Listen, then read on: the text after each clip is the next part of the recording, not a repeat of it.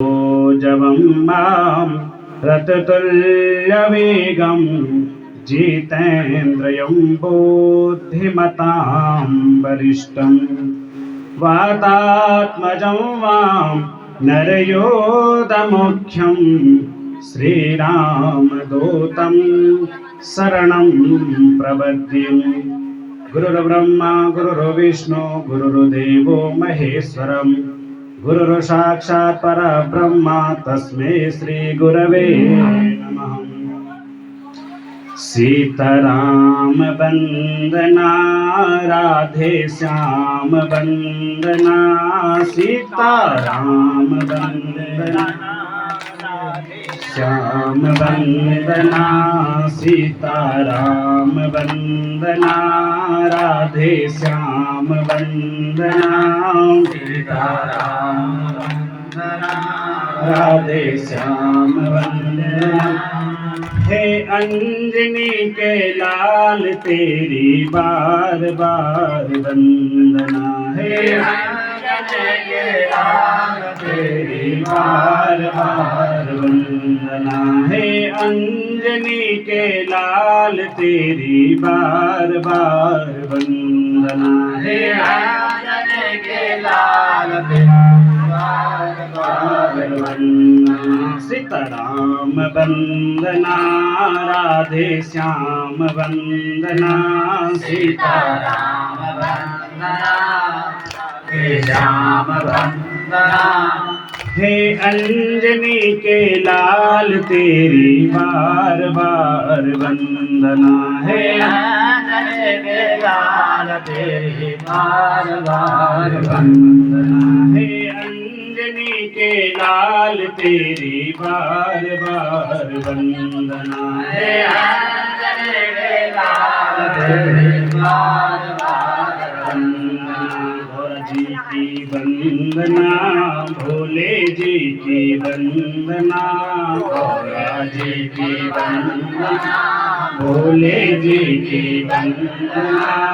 गणपति महाराज तेरी बार बार वंदना हे गणपति महाराज तेरी बार बार वंदना हे गणपति महाराज तेरी बार बार वंदना गणपति महाराज तेरी बार बार वंदना। राधा जी की वंदना कृष्णा जी की वंदना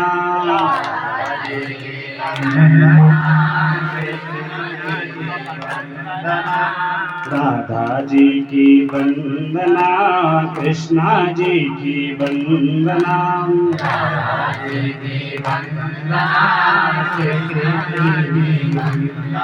हे रुक्मिणी महारानी तेरी बार बार वंदना हे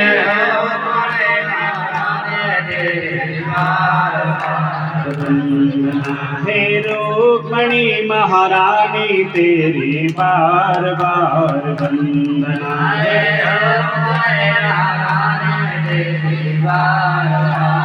वंदना। गंगा जी की वंदना यमुना जी की वंदना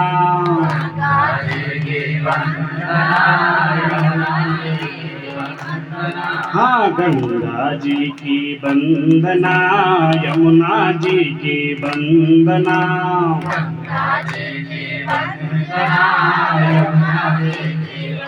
वंदना हे सरस्वती महारानी तेरी बार बार वंदना हे सरस्वती महारानी तेरी बार बार वंदना हे सरस्वती महारानी तेरी बार बार वंदना हे सरस्वती महारानी तेरी बार बार वंदना। नरसिंह की वंदना गौरील देवता की वंदना नरसिंह की वंदना देवता वंदना हे भैरव देवता तेरी ही बार बार वंदना हे भैरव देवता तेरी बार बार वंदना। नरसिंह देवता की वंदना, गोविंद देवता की वंदना, की वंदना। हे भैरव देवता तेरी ही बार बार वंदना। हे भैरव देवता तेरी बार बार वंदना। हे भैरव देवता तेरी ही बार बार वंदना। हे भैरव देवता तेरी बार बार वंदना। दान देवता की वंदना, भूमियाल देवता की वंदना, दान देवता की वंदना, दान देवता की वंदना, भूमियाल देवता की वंदना, वंदना भूमियाल देवता की वंदना। हे कुल देवी महारानी तेरी बार बार वंदना। हे कुल देवी तेरी बार बार वंदना। हे कुल देवी महारानी तेरी बार बार वंदना। हे कुल देवी महारानी तेरी बार बार वंदना। गोपेश्वर की वंदना, वशिष्ठेश्वर की वंदना, गोपेश्वर की वंदना, वशिष्ठेश्वर की वंदना। हाँ, गोपेश्वर की वंदना, वशिष्ठेश्वर की वंदना, गोपेश्वर की वंदना, वशिष्ठेश्वर की वंदना। हे पैरस कुंड महादेव तेरी बार बार वंदना। हे पैरस कुंड महादेव तेरी बार बार वंदना। गोपेश्वर की वंदना, वशिष्ठेश्वर की वंदना, गोपेश्वर की वंदना, वशिष्ठेश्वर की वंदना। हे पैरस कुंड महादेव तेरी बार बार वंदना। हे पैरस कुंड महादेव तेरी बार बार वंदना। हे पैरस कुंड महादेव तेरी बार बार वंदना। हे पैरस कुंड महादेव तेरी बार बार वंदना। सीताराम वंदना, राधे श्याम वंदना, सीताराम श्याम वंदना। हे अंजनी के लाल तेरी बार बार वंदना। हे अंजनी के लाल तेरी बार बार वंदना। हे अंजनी के लाल तेरी बार बार वंदना। हे अंजनी के लाल तेरी बार बार। श्री हनुमान जी महाराज की, श्रीमद्भागवत महापुराण की, सुखदेव जी महाराज की, व्यास जी महाराज की, दानू देवता की, भूम्याल देवता की, सुन महादेव की जय जय श्री राम।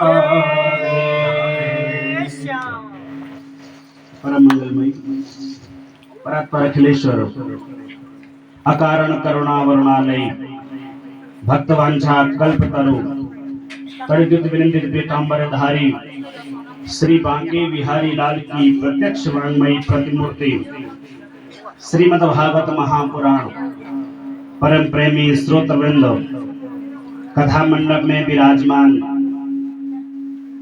ब्रह्मा विष्णु रुद्र इंद्र स्तंभों से सुशोभित सरतो भद्र मंडल, जिसमें 33 कोटि देवी देवता विराजमान हैं, एवं यज्ञ के मुख्य आचार्य गण, विप्र बंधु कथा मंडप में विराजमान, कथा के मुख्य यजमान लोग एवं समस्त माता अनुष्या के चरित्र को चरितार्थ करने वाली मातृशक्ति एवं पितृतुल्य पिता तुल्य आदरणीय वृद्धजन, दूर दूर से पधारे हुए श्रोत्रगण एवं जहाँ जहाँ तक माइक के माध्यम से व्यासपीठ से मेरी आवाज पहुंच रही हो, वहां तक के जीवों के हृदय में विराजमान एवं फेसबुक व्हाट्सएप के माध्यम से दूर देश विदेश में एवं समस्त मेरे मित्र मंडली जो भी इस कथा मृत का रस सुधापान अपने घर में भी कर रहे हैं,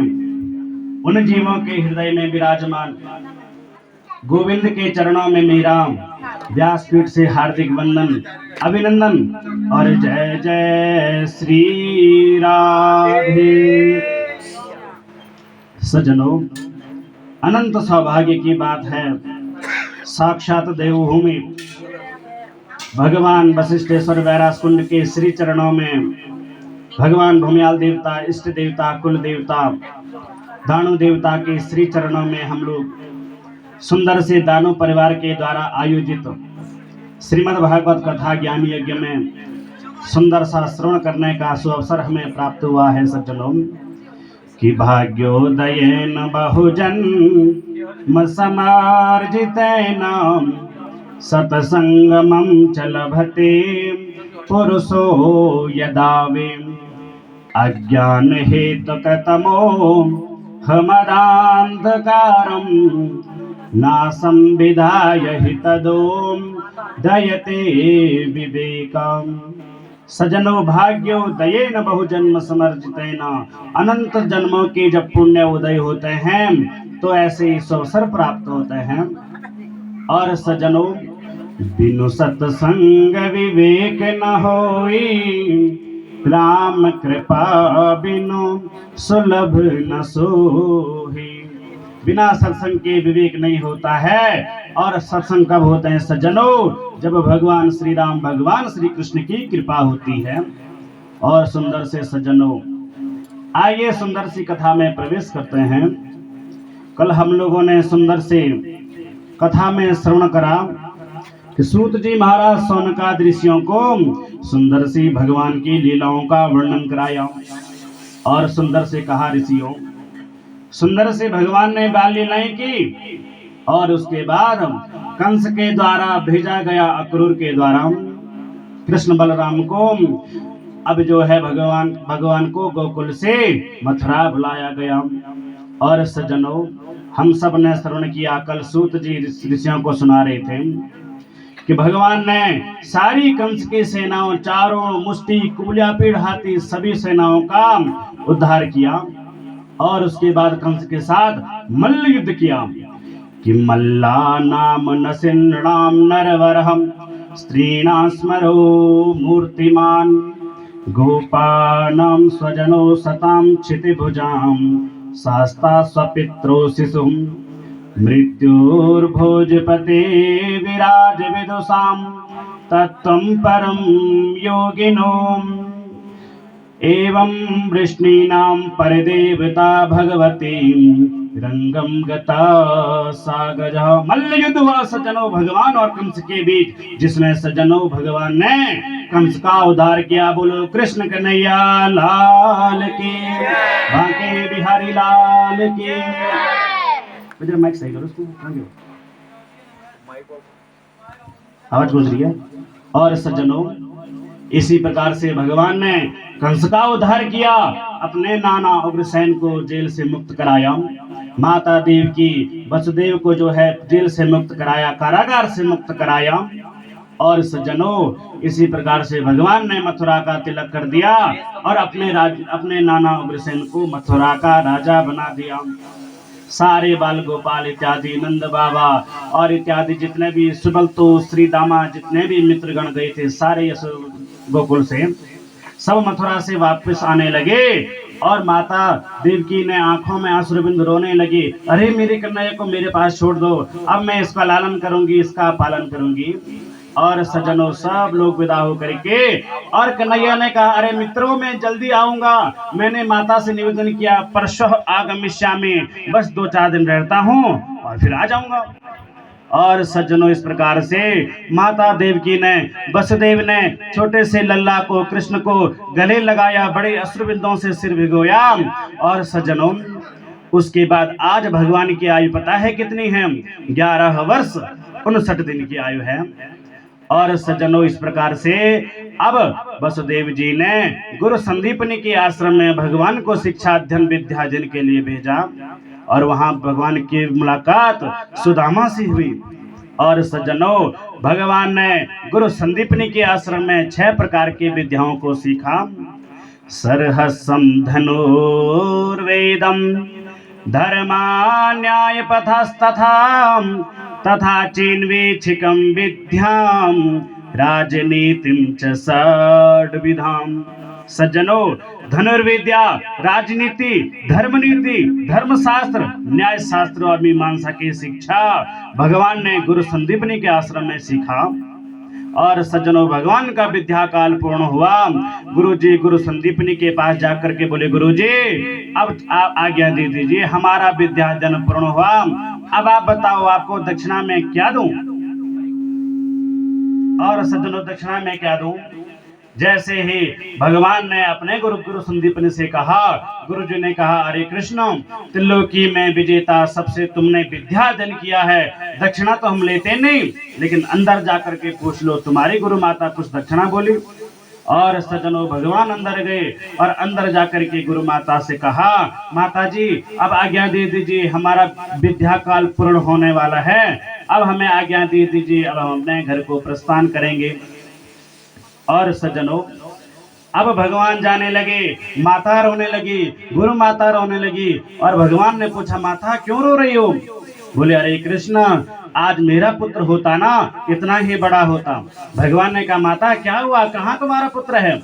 बोले, क्या करो कृष्ण, बचपन में मेरा बेटा छोटा था, एक असुर आया और उसने समुद्र में मेरे पुत्र को फेंक दिया, पता नहीं जिंदा भी है कि क्या हुआ उसका। और सज्जनों, भगवान समुद्र के पास गए और समुद्र पे सज्जनों धनुष ताड़ दिया। समुद्र जो है त्राहिमाम करता हुआ आया। बोले, प्रभु मेरा कोई दोष नहीं है, मैंने तुम्हारे गुरु पुत्र को नहीं ढूंढा, और मेरे समुद्र में एक शंखचूड़ नाम का दैत्य रहता है, और उसी ने तुम्हारे गुरु का जो है, तुम्हारे गुरु के पुत्र को हरण कर लिया। और सज्जनों, भगवान समुद्र में गए और गुरुपुत्र तो मिला नहीं, और वहां से क्या मिला, एक शंख। और सज्जनों, पांचजन्यम ऋषिकेशम देवदत्तम धनंजयम पौंड्रम ददमो महाशंखम भीम कर्मा वृकोदरम।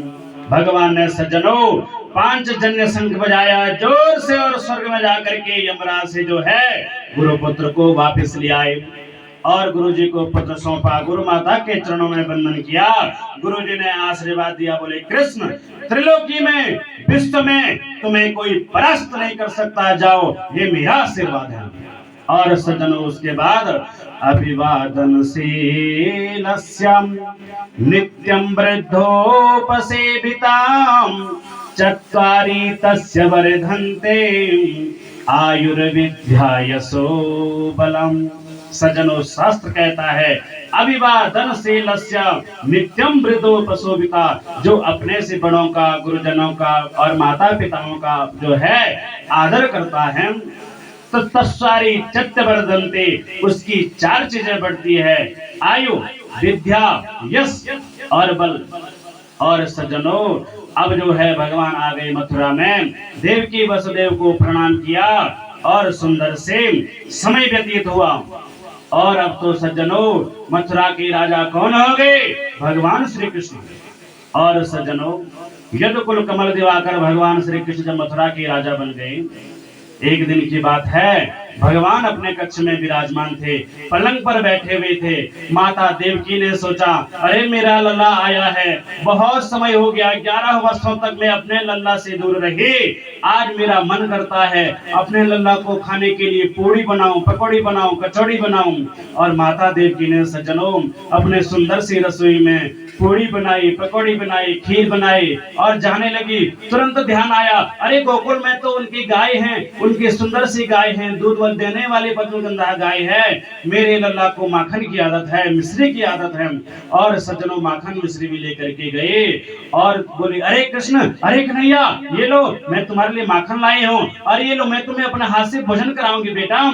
और सज्जनों जैसे ही भगवान ने थाली की तरफ देखा, उसमें रखा हुआ माखन देखा, माखन देख करके सज्जनों लल्ला बिल्कुल रोने लगा, भगवान कृष्ण रोने लगे। और देव की हड़बड़ाई, अरे इसको क्या हो गया, क्यों ये रोने लगा? और पूछने लगी, अरे बेटा क्या हुआ, क्यों रो रही हो? और सज्जनों भगवान तो रोते हुए रोते रह रहे, कुछ बोलते ही नहीं। और तुरंत माता देवकी ने वसुदेव जी को बुलाया, स्वामी ये क्यों रोता है? जब से जो है विद्याध्ययन करके आया है तब से बिल्कुल शांत है, कुछ बोलता ही नहीं है, बस रोते रहता है। वसुदेव ने बहुत पूछा भगवान को, और सज्जनों भगवान ने जब कोई उत्तर नहीं दिया, बस रो ही रहे हैं। और वहीं पर सज्जनों उनके महामंत्री उद्धव जी थे, बृहस्पति के जात जात शिष्य।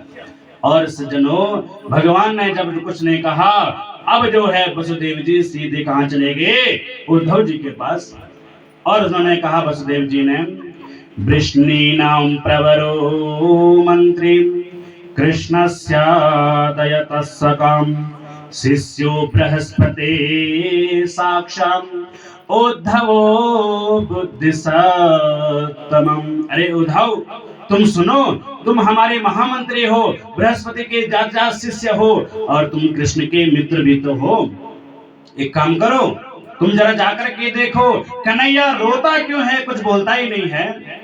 और सज्जनों जब जैसे ही उद्धव ने सुना, बोले, अरे वसुदेव जी मैं भी जाता हूँ, अभी पूछता हूँ कन्हैया क्यों रोता है, कृष्ण क्यों रोता है। और सज्जनों जैसे ही कृष्ण के कक्ष में उद्धव महाराज पहुंचे, और उद्धव ने कहा, अरे कन्हैया क्यों रो रहे हो, क्या बात हो गई? और जैसे ही सज्जनों भगवान ने उद्धव को आते हुए देखा, तुरंत पलंग से उतरे और गले लग करके बहुत रोए, बोले, उद्धव मोहे ब्रज बिसरत नाही, उद्धव मोहे ब्रज बिसरत नाही, कि हंस सुता को सुंदर कलरव और गुंजन की नाही, उद्धव मोहे ब्रज बिसरत नाही। यह मथुरा कंचन की नगरी मणिमुक्ता जहि माहि, कि उद्धव मोहे ब्रज बिसरत नाही। अरे उद्धव मुझे अपने ब्रिज की, अपनी गोकुल की, अपने बाल गोपालों की, अपनी नंद बाबा की, अपनी माता यशोदा की बहुत याद आती है। उद्धव मोहे ब्रज बिसरत नहीं, मैं ब्रिज को भूल नहीं पा रहा हूँ। कितना माखन मिश्री मुझे खिलाते थे, गैया बाल गोपाल कितना मुझसे प्रेम करते थे, गोपियां कितना मुझसे प्रेम करते थे, और मैं इतना निर्दयी, इतना क्रूर, उनको रोते रोते वहां छोड़ करके और यहाँ जो है युद्ध देखने आ गया, यहाँ मेला घूमने आ गया। और हे उद्धव तुम एक काम करो, तुम तुरंत जो है, अभी तुरंत जो है, गच्छो नंद ब्रजम तत्रम पित्रो ना प्रीतिमावहम गोपीनां मदयोगक्तिं मत संदेशे विमोचयः। अरे उद्धव तुम एक काम करो, ये लो मेरा मोरपंख और तुम सीधे जाओ कहाँ? ब्रिज में, और मेरा संदेश उनको देना, उनको साल खबर उनकी पूछना कि कैसे हैं, सब ठीक तो है ना। और सज्जनों आज उद्धव ने जैसे ये सुना, उद्धव की आंखों में आंसू आने लगे। भगवान की आज्ञा पा करके उद्धव ने रथ सजाया और सीधे चले गए कहाँ? ब्रिज में। और सज्जनों क्या हुआ, इधर ब्रजवासी हमेशा रोज ये सोचते हैं, कन्हैया ने कहा था परसों आगमिष्यामि, मैं परसों आ जाऊंगा, अब तो बरसों व्यतीत हो गई, अभी तक नहीं आया। और सारे बाल गोपाल मथुरा के रास्ते में सज्जनों बैठे रहते, इंतजार करते कब कन्हैया आएगा, कब कन्हैया आएगा, सब रोते रहते। सुबह प्रातः 4 बजे से बैठ जाते हैं मथुरा जाने वाले रास्ते में, रात्रि के बजते हैं 12, तब तक वहीं बैठे रहते हैं, कब मेरा कन्हैया आएगा, कब मेरा कन्हैया आएगा। और सज्जनों बाल गोपाल बैठे हुए थे। उन्होंने क्या देखा, दूर से एक रथ आ रहा है और जैसे रथ आया सज्जनों, अब उनकी तो प्रसन्नता हो गई। सब जो है गदगद हो गए। अरे सुबलतोष, अरे श्री रामा, अरे कन्हैया आ गए, अरे लल्ला आ गए। और सब लोग आए और अब कन्हैया जैसे ही रथ का पास आने वाला था, जैसे ही रथ पास आया, सबने सोचा अरे अभी कन्हैया आएगा, मेरे गले लगेगा, मुझसे माफी मांगेगा, क्योंकि बहुत दिन हो गए ना कन्हैया आया नहीं। और सज्जनों जब रथ आया, पर्दा हटा करके देखा तो उसमें तो उद्धव बैठा हुआ था, मोर पंख लगा हुआ था। और सज्जनों सब की आंखें नम हो गई। अरे कन्हैया, कितने क्रूर हो तुम, कितने निर्दयी हो। इतने वर्षों के बाद हमारी याद आई तो स्वयं ने आए मित्र भेज दिया। और सज्जनों नाना प्रकार से विलाप करने लगे। अब जो हैं उद्धव जी चले गए नंद भवन में, माता यशोदा से मिले, नंद बाबा से मिले और चरणों में वंदन किया। अनेक प्रकार की माता यशोदा ने, नंद बाबा ने भगवान की बाल लीलाओं का वर्णन कराया। और अब सज्जनों सीधे जो है, अब जो है उद्धव ने कहा मुझे गोपी से मिलना है, मुझे राधा रानी से मिलना है। भगवान ने कहा है गोपियों को मेरा संदेश देना है, वो कहाँ मिलेंगे। और सभी बाल गोपालों ने कहा उद्धव वो तो तुम्हें निकुंज वन में मिलेंगे। भगवान ने जैसे निकुंज वन के बारे में बताया था उद्धव को, उद्धव सीधे निकुंज वन में चले गए। और वहां पे सारी गोपियां बैठी हुई है, बीच में राधा रानी बैठी हुई है और सब लोग आपस में विचार विमर्श कर रहे हैं। एक गोपी कहती है अरे गोपी, तुम्हें कृष्ण का संदेशा मिला, तुम्हारे स्वप्न में कृष्ण आए। और सब अपने अपने स्वप्न की बात बता रहे हैं। मेरी स्वप्न में कृष्ण आया था, मुझे ऐसा कहा, मुझे वैसा कहा, सब अपनी बातें बता रही हैं सज्जनों, सारी गोपियों। और राधा से जब पूछा अरे राधा सुनो, तुम्हें कृष्ण सपने में आते हैं क्या। और सज्जनों राधा ने उत्तर दिया स्वप्ने पश्यति या कांतम धन्यस्ता सखियोसिताम अस्माकं तु गते कांते गता निंद्रापि वैरिणी। अरे गोपियों, तुम कितने भाग्यशाली हो, तुम्हें नींद आती है, भगवान तुम्हारे स्वप्न में आते हैं। मेरी बैरी निंद्रा तो मुझसे कब का उठ के चली गई, जब से भगवान कृष्ण में छोड़ करके गए हैं तब से मैं सोई नहीं हूँ। और जैसी वार्तालाप चली रही थी इतने में एक भंवरा आया और काला काला भंवरा। और सजनों सभी गोपियां रोते रोते कहने लगे अरे भंवरा, तुम भी काले हो, कृष्ण भी काला है, तुम भी कपटी हो, कृष्ण भी कपटी है, और तुम भी धोखेबाज हो, तुम भी जो है फूल के रस को चूसते हो और जब उसमें रस खत्म हो जाता है तब तुम चले जाते हो, उस फूल को छोड़ देते हो। ऐसे वो निर्दयी, ऐसे वो क्रूर कंस है जो हमें छोड़कर, क्रूर कृष्ण है जब वो हमें छोड़ करके चला गया। और सज्जनों सभी गोपियों ने सुंदर से भ्रमर गीत गाया कि मधुप की तव बंधो मास प्रशासिं सपत्न्यां बीच विलुलित मालां कुमकुमाश्चर्चो भिन्नां बहतु मधिस्पतन्नं विप्रनानं प्रसादं यदुदसि विडम्बं यस्य दूतस्वमिन्द्र। जैसे ही सज्जनों भ्रमर गीत गाया उसी समय उद्धव जी आए और सारी गोपियों ने जैसे उद्धव के सिर में मोर मुकुट देखा, मोर पंख देखा, सब लोग सज्जनों चारों ओर एकत्रित हो गए। उद्धव से सब पूछने लगे अरे उद्धव कैसे हैं भगवान श्री कृष्ण, कैसे हैं हमारे प्राण प्रियतम। और सब जनों जैसे ही सारी गोपियों ने पूछा, उद्धव जी कह रहे हैं अरे तुम्हारे कृष्ण बहुत सुंदर हैं, बहुत अच्छे हैं। और सारी बातें विमर्श हुआ सज्जनों। और इसी प्रकार से भगवान के द्वारा, भगवान से तो कह के गए थे उद्धव के बस 1 घंटे में जाता हूँ और 1 घंटे में आता हूँ, लेकिन 1 घंटे की बजाय सज्जनों 7 महीने व्यतीत हो गए। उद्धव को पता ही नहीं चला कि 7 महीने व्यतीत कब हुए। और सुंदर सा गोपियों का संदेश लेकर के अब गोपियों से अनुरोध किया उद्धव महाराज ने, मुझे बहुत समय हो गया, वापस भी जाना है। और सज्जनों उद्धव वापस आए और जैसे भगवान से मिले, भगवान ने कहा उद्धव क्या कहा मेरी गोपियों ने, क्या कहा बाल गोपालों ने, क्या कहा माता यशोदा नंद बाबा ने। और सज्जनों उद्धव ने रोते रोते कहा, अरे कृष्ण तुम कितने क्रूर हो, कितने निर्दयी हो। गोपियां सारे बाल गोपाल माता यशोदा नंद बाबा सब तुमसे कितना प्रेम करते हैं और तुम यहाँ मथुरा का राजभोग भोग रही हो। और सज्जनों भगवान ने कहा, अरे उद्धव जरा आंखें तो बंद करो। और जैसे उद्धव ने आंखें बंद की और भगवान ने कहा, उद्धव आंखें खोलो। और जैसे उद्धव ने आंखें खोली, क्या देखते हैं, भगवान के बगल में राधा रानी माता यशोदा नंद बाबा सारे बाल गोपाल सबके दर्शन जो है भगवान ने उद्धव को करा दिए। सुखदेव जी कहते हैं, राजन इसी प्रकार से आगे जब कंस की मृत्यु हुई, कंस का उद्धार भगवान ने किया, तो इन्हीं की पत्नी कंस की पत्नी है अस्ति और प्राप्ति, ये जरासंध की पुत्रियां हैं सज्जनों। और अस्ति और प्राप्ति ने जैसे ही सुना कृष्ण ने हमारे पति को मार दिया और दौड़ती दौड़ती गई पिताजी के पास, रोती रही, बोले पिताजी उस कृष्ण ने हमारे पति को मार दिया। और सज्जनों अब इधर जो है जरासंध को बड़ा क्रोध हुआ, मेरी पुत्रियों के पति को मार दिया, उसने मेरी पुत्री को विधवा कर दिया। और सज्जनों जैसे क्रोध आया जरासंध को, जरासंध का एक मित्र था काल्यवन, और काल्यवन लेकर के मथुरा में चढ़ाई कर दी। एक नहीं दो नहीं 17 बार जो है मथुरा पर जरासंध ने चढ़ाई कर दी।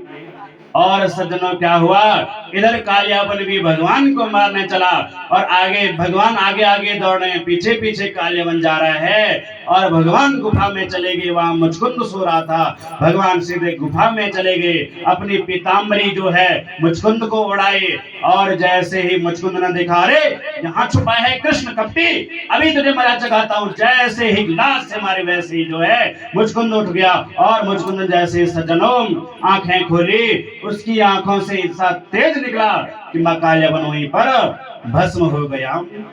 इतने में परीक्षित महाराज ने पूछ लिया, गुरुदेव ये मुचकुंद कौन था। और सज्जनों सुखदेव जी कहते हैं, राजन ये मुचकुंद जो है सूर्यवंशी राजा था। जब देवासुर संग्राम हुआ, इसने देवताओं की बड़ी मदद की और अंत में जब बहुत थक हार गया, इसने देवताओं से निवेदन किया, अरे देवताओं मैं बहुत थक गया, मैं सोना चाहता हूँ और मुझे कोई जगाना मत, और जो मुझे जगाएगा और वो मेरी आंखों से तेज निकलेगी वो भस्म हो जाएगा। और सज्जनों तब से जो है मुचकुंद वही गुफा में सो रहा है।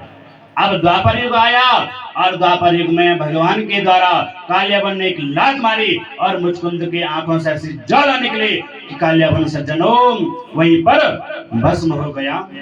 और सज्जनों जैसे ही जो है जरासंध गया, जरासंध ने जो है भगवान को देखा और भगवान को मारना चाहा। इतने में भगवान को पता चला, इस मूर्ख ने तो ब्राह्मण को पाठ में बिठा रखा है। ब्राह्मणों से कहा है, अरे ब्राह्मणों यदि तुम जो है पूजा करोगे और मेरी विजय श्री प्राप्त नहीं हुई तो मैं तुमको एक एक करके मार दूंगा। और जैसे भगवान को पता चला, भगवान ने सज्जनों रण छोड़ दिया। बोले रण छोड़ भगवान की। सज्जनों भगवान का नाम क्या पड़ गया, रणछोड़। और इतना भी नहीं हुआ, अब जरासंध ने सज्जनों मथुरा में आग लगा दी। भगवान ने तुरंत मथुरा को छोड़ दिया, तुरंत शिल्पी करता विश्वकर्मा को बुलाया, विश्वकर्मा ने का आह्वान किया। विश्वकर्मा आए, भगवान ने कहा, हे विश्वकर्मा सुनो, तुम जो है द्वारिका का निर्माण करो। और सज्जनों विश्वकर्मा के द्वारा द्वारिका का निर्माण हुआ। भगवान स्वयं चले गए द्वारिका में और सारे जो मथुरावासी थे, सारे अपने जो भी मित्रगण थे, सबको सोते सोते भगवान ने वहां द्वारिका पहुंचा दिया। अब सुखदेव जी कहते हैं, हे राजन भगवान अब जो है द्वारिका के राजा हैं। और हे सज्जनों भगवान का नाम क्या पड़ गया, यदुकुल कमल दिवाकर द्वारिकाधीश श्री कृष्ण चंद्र जी महाराज। और अब सज्जनों द्वारिका के राजा कौन हैं, भगवान श्री कृष्ण। सुखदेव जी कहते हैं, राजन अब सुंदर से भगवान के मैं तुम्हें विवाहों का वर्णन कराता हूँ, सुनो। राजा से भीष्म को नाम विदर्भापतिर्महान, तस्य पंचा भवन पुत्रम कन्यका च वरानना। बोले कुंडनपुर के एक राजा हैं। कौन है? राजा भीष्मक। और इस भीष्मक के राजा सज्जनों, इसके 5 पुत्र हैं। कौन कौन से? रुक्मी, रुक्मरथ, रुक्मकेश, रुक्ममाहो और रुक्ममाली। 5 पुत्र हैं सज्जनों इस भीष्मक राजा के, और कन्या एक भी नहीं है। एक दिन की बात है, ये भीष्मक नाम का राजा सज्जनों नदी में स्नान कर रहा था। इसने क्या देखा? एक छोटी सी पोटली बह करके आ रही है, और इस भीष्मक राजा ने पोटली को देखा, तुरंत पोटली को खोला। क्या देखता है? सुंदर सी उसमें एक छोटी सी कन्या। और सज्जनों, भीष्मक राजा को दया आ गई। पुत्र तो मेरे 5 हैं, लेकिन मेरी कोई संतान नहीं है, कोई कन्या नहीं है। और बहुत दया आ गई सज्जनों, और भीष्मक राजा ने उस छोटी सी कन्या का पालन पोषण किया। वही कौन है? रुक्मिणी माता। और सज्जनों क्या हुआ? रुक्मिणी धीरे धीरे बड़ी हुई, लेकिन रुक्मिणी का बागदान जो है रुक्मिणी के भाई रुक्मी ने शिशुपाल के साथ तय कर दिया। लेकिन सज्जनों इधर जो है रुक्मिणी भगवान श्री कृष्ण को अपना तन मन धन सब सौंप चुकी थी, और दौड़ती दौड़ती गई रुक्मिणी आज अपनी भाभी के पास, और भाभी से प्रणाम किया। बोले भाभी मैं क्या करूं? भाई रुक्मी ने जो है मेरी सगाई शिशुपाल से तय कर दी है, लेकिन मैं अपना तन मन धन सब जो है भगवान श्री कृष्ण को सौंप चुकी हूँ, और मैं अब भगवान से विवाह करूंगी। मैं नहीं करना चाहती शिशुपाल से विवाह। और सज्जनों जैसी भाभी ने सुना, भाभी ने कहा अरे रुक्मिणी सुन, एक काम कर, एक सुंदर से पत्र लिख, और वो पत्र ब्राह्मण के द्वारा सीधे भेज दे। कहाँ? द्वारिकाधीश भगवान श्री कृष्ण के पास। और सज्जनों रुक्मिणी ने ऐसा ही किया, सुंदर सा पत्र लिखा, और पत्र लेकर के पंडित जी को बुलाया, ब्राह्मण देवता को बुलाया। ब्राह्मण देवता के हाथों पत्र जो है द्वारिका भेज दिया, और ब्राह्मण ने जो है द्वारिकाधीश को पत्र दिया। भगवान ने पत्र देखा, उसमें क्या लिखा था कि श्रुत्वा गुणान् भुवन सुंदर सुन्नतांते निर्विश्य कर्ण विवरे हरतोंगतापम रूपम दृशाम दृशिमताम मखिलार्थलाभम त्वच्युता विशति चित्तम पत्रम ते। हे द्वारिकाधीश, हे कृष्ण भगवान, श्रुत्वा गुणान् भुवन सुंदर सुनताम दे। मैंने आपके गुणों को सुना है, मैंने आपके जो है आपके क्रियाकलापों को सुना है, और मैं आपके जो है आपके कानों से निर्विश्य कर्ण विवरे रथांग पागम, मैंने अपने कानों से आपकी कीर्ति को सुना है। और हे प्रभु, मैं कुंडनपुर के राजा भीष्मक की इकलौती कन्या हूँ, और मैं अपना सब तन मन धन आपको सौंप चुकी हूँ प्रभु। और मेरे भाई रुक्मी ने मेरा बागदान शिशुपाल के साथ तय कर दिया, और परसों जो है स्वयंवर है, और उस दिन जो है सारे राजा आ रहे हैं। और हे प्रभु आप भी आना और मेरा हरण करके ले जाना प्रभु। हमारी एक मान्यता है, हमारी कुल की नारियां जो भी कन्या विवाह से पहले माँ कात्यायनी के मंदिर में जाती है आशीर्वाद लेने के लिए। और हे प्रभु आप वहीं आ जाना माँ कात्यायनी के मंदिर में, और जो है मेरा वहां से हरण कर लेना। और सज्जनों जो है स्वयंवर का समय नजदीक आया। इधर जो है रुक्मिणी अपनी सहेलियों के साथ जाने लगी सीधे जो है माँ कात्यायनी के मंदिर। रुक्मिणी ने अपनी बहन की रक्षा के लिए 10 अक्षौणी सेना लेकर के बता दिया, अरे तुम जो है मेरी बहन को सकुशल घर वापस ले आना, क्योंकि अब इसका स्वयंवर होने वाला है। और सज्जनों अब क्या हुआ, भगवान ने जैसे ही पत्र को पढ़ा ब्राह्मण देवता को बोला गुरुजी आप भी मेरे साथ चलो, और रथ सजाया और वहां जाने लगे माँ कात्यायनी के मंदिर में। इधर जो है माता रुक्मिणी अपनी सहेलियों के साथ जा रही थी, इधर भगवान भी रथ पर आरूढ़ होकर के कितना सुंदर सो सज्जनों भगवान ने अपना स्वरूप बनाया। मोर मुकुट पहना, पीताम्बरी पहनी, बाजूबंद कंगन और कौस्तुभमणि पहनी और बैजंती माला पहनी, बड़ा ही सुंदर स्वरूप बनाया भगवान ने। कि कृष्णा खड़े मधुबन में हंसे, मन मन में रुक्मिणी के घर जाना है। कृष्णा खड़े मधुबन में हंसे मन मन में के घर जाना है। कृष्णा खड़े मन मन में हंसे मन मन में रुक्मणी के घर जाना है। कृष्णा खड़े मधुबन में हंसे मन मन में रुक्मणी के घर जाना है। कृष्णा के माथे पे मुकुट बिराजे मुकुट बिराजे। कृष्णा के माथे पे मुकुट बिराजे मुकुट बिराजे। मुकुट में हीरा मोती जड़ दो फूलों से गला भर दो रुक्मणी के घर जाना है। मुकुट में हीरा मोती जड़ दो फूलों से गला भर दो रुक्मणी के घर जाना है।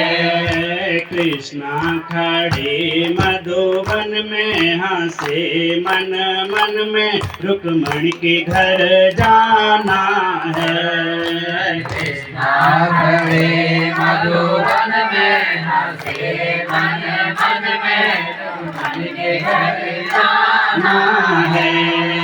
कृष्णा के कान में कुंडल बिराजे कुंडल बिराजे। कृष्णा के कानों में कुंडल बिराजे कुंडल बिराजे।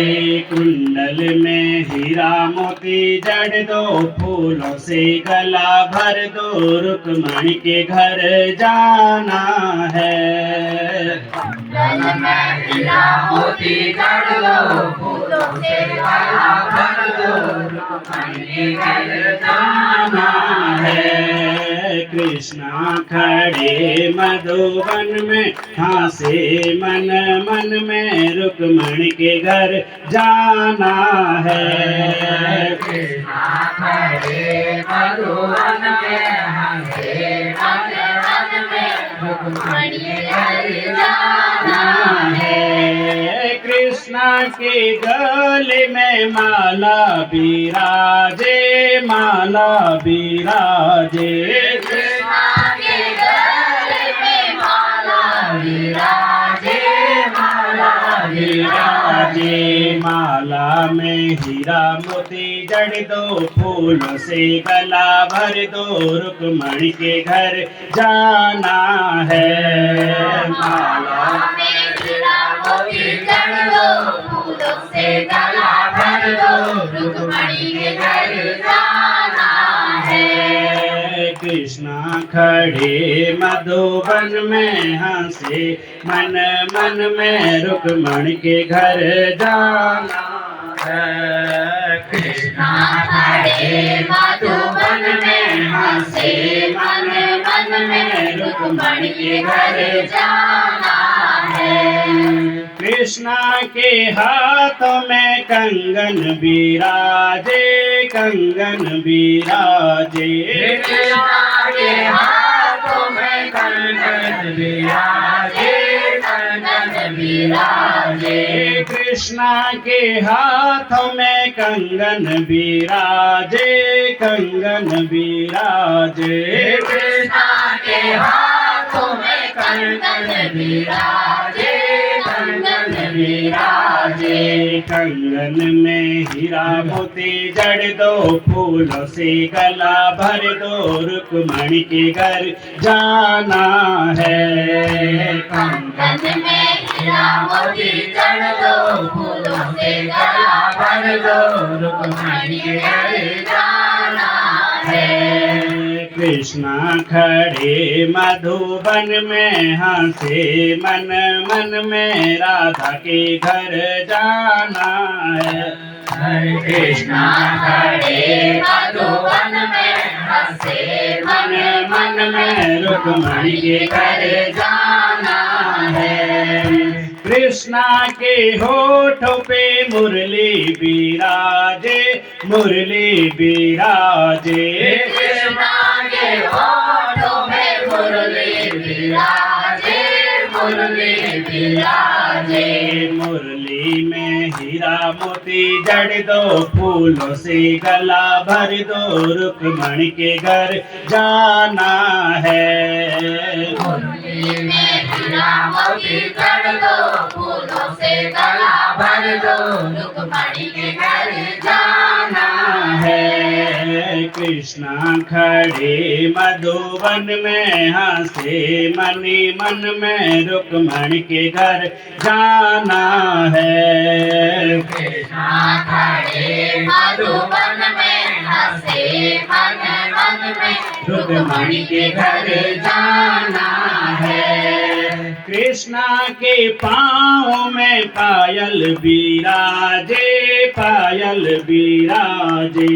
कृष्णा के पाँव में पायल बिराजे, पायल बिराजे। पायल में हीरा मोती जड़ दो, फूलों से गला भर दो, रुक्मणी के घर जाना है। पायल में हीरा मोती जड़ दो, फूलों से गला भर दो, रुक्मणी के घर जाना है। कृष्णा खड़े मधुबन में, हंसे मन मन में, रुक्मणी के घर जाना है। कृष्णा खड़े मधुबन में, हंसे मन मन में, रुक्मणी के घर जाना है। रुक्मणी के घर जाना है।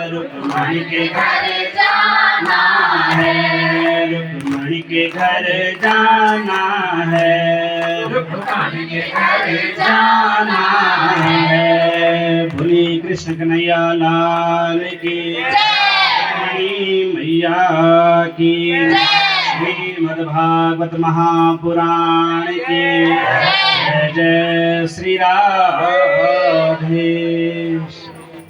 और सज्जनों, बड़ा सुंदर सा स्वरूप भगवान कृष्ण का रथ पर आरूढ़ होकर के चले गए। सारे 10,000 सैनिक जो रुक्मणी की सेवा में लगे हुए थे, सब पहरा दे रहे थे कि कहीं कोई ना आ जाए, क्योंकि जो है महाराज रुक्मिणी का जो है हमें ये आश्वासन है, हमें ये आदेश है, मेरी बहन को सकुशल वापस ले आना। और सज्जनों, सैनिक लोग सब प्रतीक्षा कर रहे हैं। माता रुक्मिणी जो है अंदर अपनी सहेलियों के साथ माता के श्री चरणों में वंदन किया और प्रणाम किया।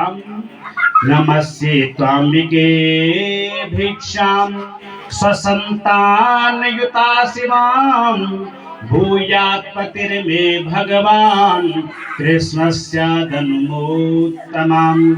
हे माता, यदि मैंने सच्चे मन से भगवान श्री कृष्ण को चाहा होगा, मैंने उसका वर्ण किया होगा, तो हे माता मुझे जो है भूयात् पतिर्मे भगवान, मुझे पतिरु में भगवान श्री कृष्ण ही मिले।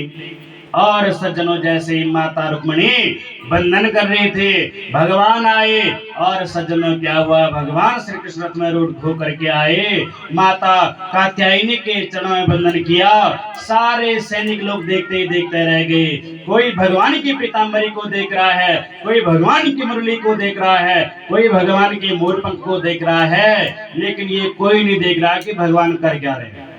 और सज्जनों, भगवान ने रुक्मिणी को सीधे रथ में बिठाया और सीधे जो है रथ को इधर द्वारिका की तरफ मोड़ दिया। और जब बहुत दूर तक चले गए, सब लोग सैनिक लोग देखते ही देखते रह गए और किसी को पता ही नहीं चला कि भगवान कर क्या रहे हैं। और सज्जनों, इधर भगवान रुक्मिणी को लेकर के आए और सुंदर से सांडिल्य ऋषि के द्वारा सुंदर से भगवान और रुक्मिणी का विवाह हुआ। कि आओ मेरी सखिया मुझे मेहंदी लगा दो, आओ मेरी सखिया दो, आओ मेरी सखिया मुझे मेहंदी लगा दो, आओ मेरी सखिया मुझे मेहंदी लगा दो, मुझे श्याम सुंदर की दुल्हन बना दो, मुझे श्याम सुंदर की दुल्हन बना दो। आओ मेरी सखिया मुझे मेहंदी लगा दो, आओ मेरी सखिया मुझे मेहंदी लगा दो, मुझे श्याम सुंदर की दुल्हन बना दो, मुझे श्याम सुंदर की दुल्हन बना दो, मुझे श्याम सुंदर की दुल्हन बना दो, मुझे श्याम सुंदर की दुल्हन बना दो। सज्जनों, माता रुक्मणी सारी सहेलियों से निवेदन करनी, आओ सखियां मुझे मेहंदी लगा दो, मुझे श्याम सुंदर की दुल्हन बना दो। और सुंदर से इसी प्रकार से सांडिल्य ऋषि के द्वारा भगवान का और रुक्मणी माता का सज्जनों इसी प्रकार से विवाह सुसंपन्न हुआ। धीरे धीरे समय व्यतीत हुआ, भगवान के यहाँ सुंदर से पुत्र ने जन्म लिया। नाम क्या हुआ? प्रद्युम्न। और सज्जनों, भगवान के यहाँ पुत्र का जन्म हुआ। सब लोग बधाई गा रहे हैं, बधाई देने आ रहे हैं, आनंदोत्सव हो रहा है। और आनंद उत्सव सज्जनों बहुत सुंदर तरीके से भगवान के जो है द्वारिका में मनाया गया। और सज्जनों, छोटा सा बालक नाम क्या रख दिया? प्रद्युम्न। और सज्जनों, प्रकष्ट द्युम्न प्रकाश यस्य स प्रद्युम्न, जिसके जीवन में सुंदर से कर्म का प्रकाश हो वही तो प्रद्युम्न है। और प्रद्युम्न सज्जनों 10 दिन का ही हुआ होगा कि एक असुर था, नाम क्या था? सम्रासुर। और ये सम्रासुर सज्जनों कंस का परम प्रिय मित्र था। कंस का जब उद्धार किया भगवान ने तो ये सम्रासुर को बड़ी ग्लानि हुई, बड़ा क्रोधित हुआ। अरे कृष्ण, तूने मेरे मित्र कंस को मार दिया और उसका वंश ही निर्वंश कर दिया, मैं भी तेरे वंश को आगे चलने ही नहीं दूंगा। और सज्जनों, सम्रासुर आया द्वारिका में। भगवान का पुत्र प्रद्युम्न छोटा सा पालने में सो रहा था और इस सम्रासुर ने छोटे से प्रद्युम्न को उठा लिया, आकाश मार्ग से जा रहा था। इसने सोचा ये पुत्र मैं क्या करूंगा इसका। और उसने सज्जनों वही नीचे बहती है माता यमुना, और यमुना नदी में उस बालक को बीच आकाश में से नीचे फेंक दिया। और सज्जनों, जाको राखे साया मार सके ना कोई, बाल नबा का कर सके जो जग बैरी होई। जिसका रक्षक गोविंद है सज्जनों, उसका कोई क्या बिगाड़ पाएगा। उसी समय क्या हुआ, एक मछली जो है श्वास लेने के लिए उसने मुंह खोला आकाश की तरफ, और ये प्रद्युम्न सज्जनों सीधे नीचे गिरा, उस मछली के पेट में से साबुत पेट में चला गया। थोड़ी देर बाद वही मछली मछुआरों ने पकड़ी और मछुआरों ने सम्रासुर की रसोई में उसको भेज दिया। और सज्जनों, सम्रासुर के रसोई में एक रसोईया थी, क्या नाम क्या था? विद्यावती। और उस विद्यावती ने सज्जनों सब रसोइयों ने उस मछली को फाड़ा, उसके पेट में से सुंदर सा साबुत बालक निकल गया। और विद्यावती ने कहा ये बालक को मुझे दे दो, मेरी कोई संतान नहीं है, मेरा कोई पुत्र नहीं है, मैं इसको संभालूंगी, मैं इसका पालन पोषण करूंगी और मैं इसका लालन करूंगी। और सज्जनों सब लोगों ने वह छोटा सा बालक किसको दे दिया? विद्यावती को। अब तो विद्यावती सज्जनों उस बालक का लालन पालन कर रही है। और सुंदर से क्या हुआ, धीरे धीरे बालक बड़ा हुआ। एक दिन की बात है, नारद जी आ गए और नारद जी ने कहा अरे विद्यावती तुम ये क्या कर रही हो? बोले क्यों अपने बालक का लालन पालन कर रही हो? बोले अरे देवी तुम हो रति और ये है तुम्हारा पति कामदेव। बोले क्या मतलब? नारद जी ने बताया हे देवी, एक बार की बात है, एक तारकासुर नाम का राक्षस था और उस तारकासुर नाम के राक्षस ने ऐसा वरदान प्राप्त किया, बड़ा चालाक राक्षस था सज्जनों। उसने वरदान प्राप्त किया कि मैं कैसे मरूंगा? बोले भगवान शिव शंकर के पुत्र के हाथों। और बड़ा चालाक राक्षस था सज्जनों। उसको पता था कि भगवान शंकर तो विवाह ही नहीं किया भगवान ने, और भगवान जब तपस्या में लीन हो जाते हैं, करोड़ों हजारों वर्ष व्यतीत हो जाते हैं, भगवान की समाधि नहीं टूटती।